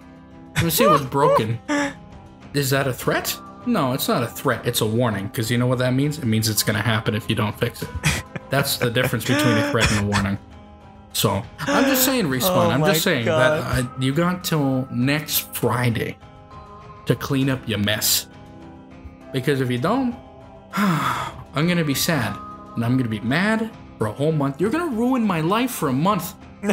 This is the gravity of the situation, Respawn. You have to understand. Listen to me. We're talking just between you and I. You know, little Tom, the chosen one. You know, you might have heard of me. 284 subscribers as of recording of this video. You might have heard of me, but you know, we had a good thing going a couple of years. Just saying. So don't screw it up, or you know, or else what? You know, I'm just saying. Yeah. I'm just saying. Now I'm calm down. I can come back to the microphone closer. Whoa. But hopefully this is a relationship based in respect. Yeah, I'm gonna give you enough that you can't refuse. You'll disrespect me, disrespect this whole institution. You released a broken game on the eve of my daughter's wedding. Yeah, you released a broken game on the day of my daughter's wedding, and now you come for me for money. You should be ashamed of yourself, Respawn. You should be mighty ashamed of yourself. Your microtransactions, they disrespect. Here in the old country, we do things old school, and we ship the product right the first time. You don't know how to do that? You can't go in this town. Anyways, and it's a harmful stereotype. I shouldn't be doing that, but whatever. I don't care. I like those movies. Hopefully. And if it isn't fixed by then, I'll probably spend, I don't know, a couple weeks or a month or something in Spain doing some stuff for work. And by the time I'm back, it should be fixed, because if it don't, well, you'll hear it in the next one. You'll hear it in the next one. You're gonna hear it, all right. Listen to me, you're gonna fucking hear it. I'm gonna give you you bang zoom straight to the moon with you, Respawn. I can't believe it. Oh, I can't believe it. Ma Dio, non è impossibile. Non credo, non posso per un minuto. To the audience out there that doesn't understand Italian, shame on you, idiot. To the ones that do, well done. Well done. It'd be like, and to the ones that do understand, it's like, wow, that guy speaks very broken Italian, but that's all I have to say. Right. You're gonna be okay, Tom? That's all I have to say. Yeah. Oh, I've been watching things. Yeah, I've been watching I've been watching a bunch of Bond movies lately. Bond movies are very comfy movies to watch. I always like them. You expect me to patch this gold finger? No, Mr. Bond. I expect you to ship the product the first time. You're a madman. You're a madman, Respawn. I'm never gonna talk. Oh, Respawn. No, Respawn. I expect you to die and give me a refund. I've been watching that lately. I finished the 2 Timothy Dalton movies. The Living Daylights and License to Kill. And usually people give Timothy Dalton a lot of crap, but I actually really like the 2 movies he was in. After I've read some of the Ian Fleming novels by now, and his Bond is the closest to the novel Bond, who's a very like moody, very broody, very kind of like a reluctant agent that almost like you almost feel he could quit at any time because like the stress of things. Like you can tell this guy drinks and smokes all the time because of what he does is stressful, and rightfully so. It doesn't, people didn't like it because it hot off the heels of Roger Moore, where every single Bond movie was a joke, a good joke, but it was like, it's like, well, Moneypenny, I'm going to the moon or something. No. Oh, but James, don't forget your rocket pack. Like, you know, silly things like that. And then it goes back to like, and The Living Daylights goes into really like cerebral sort of spy thriller about the end of the Soviet Union and how like they try to somebody's doing a false flag operation to bring back the Soviet policy is Smert Spionem, which is death to spies, which meant basically if you were a spy, they would have just killed you wherever you were. And it was a giant war. It was very, very interesting. Read it up, children. It's it's in your history book. Maybe go to the bookstore and say, hey, can I get history? Yeah. Can I get history? And they might give it to you. But anyway, if not, they're gonna give you, I don't know, bidets for dummies. But I don't know what I'm thinking about. I'm still upset. I'm still upset. The audience, I'm still upset. But no, next Bond movie will be GoldenEye, the first Pierce Brosnan movie. So curious to see. I haven't seen that one in a while. So yeah, Sean Bean's in that one. Yes. Yeah. Sean Bean. That's how they spell it. Sean Bean. Everyone knows his name is Sean Bond. Whoa. Really? Damn. I didn't know that. You're telling me this for the first time. Oh, you're welcome. That's what I've been watching. It's a lot better than what I've been playing. That's for damn sure. So, to get off my soapbox. Well, fellas, it has been a one. Yay! I just looked at the runtime. What a disaster! What a disaster! But you know what? Not as big of a disaster as the Jedi Survivor release. Zing! I got another one of those. But anyway, to cap these things off, yeah, that was the 5th episode with our special guest, James. James, how did you enjoy it? Did you enjoy coming on to this disaster of a program? I enjoyed myself immensely. This was really fun, guys. Thank you. I'm personally, and I'm gonna cut in before Andrew because I know he was gonna say something, but I don't care. No, it's okay. I loved it. It was great. James, you and I, we've always been good friends. We're always gonna be good friends. And chatting, we could chat about the most stupid crap for ages and ages and ages. So it's great to have you on. It's a shame Ethan couldn't come on because he's dying or something. And Ethan, if you're listening, well, if you're not, then you're stinky face. But anyway, Ethan, if you're listening, we'd love to have you on next time. So, in maybe 5 more episodes, because every 5th episode we want to have a guest on. But whenever the next one is, yeah, James, you're more than welcome to. This is really awful because I'm putting it at the end of the video, even though I should have probably said it at the beginning. We tried to do a podcast with these guys numerous times, and it just never really got off the ground. Yeah. And so I have my own podcast now. Yeah. I'm the puppet master. Yeah. It's a lot of work, man. It is a lot of work. Hats off to you for, you hear that, Andrew? For taking it on. Oh, I'm well aware. I'm well aware. Yeah. At least you come on, you come consistently late. So, no. I need goons to edit this. Because it's like, it's not hard work. It's just like, wow, it's just a lot of work. But, no, it was, it was great to have you on, James. I'm glad you came on. It was a great conversation by the fact that it's 1:14 in the morning over here in Italy. And so, but anyways, don't worry about that. The audience, don't worry about it. That is it. That is the 5th episode of the TomCast. Thank you, everybody, for coming in. James, Andrew, do you have anything else to say before we sign off? James, you go first. You want me to go first? Yeah. Go play Star Wars Survivor. Right now, in its current state. No comment. No, I'm kidding. Comment, no I'm comment. kidding. Go play a better game. Go play. Okay. Persona 5.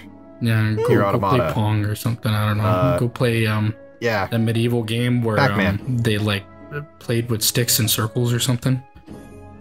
Wait for that till the patch comes out. That game from 2001: Space Odyssey where they're throwing the bones in the air. Go play that. Yeah. Andrew, you got anything to say before we get out?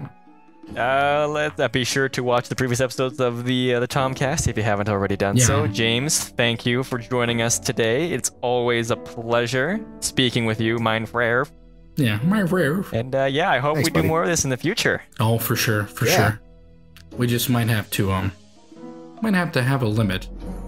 I might have to have my gavel, which is usually spoon. Bring back the spoon. We'll bring on the spoon bring gavel. Back the spoon. But anyway, spoon gavel. And then somebody else is gonna be like, "Oh, there is no spoon." And I'm like, "Yeah, get out of here with your dollar store friggin' Matrix reference."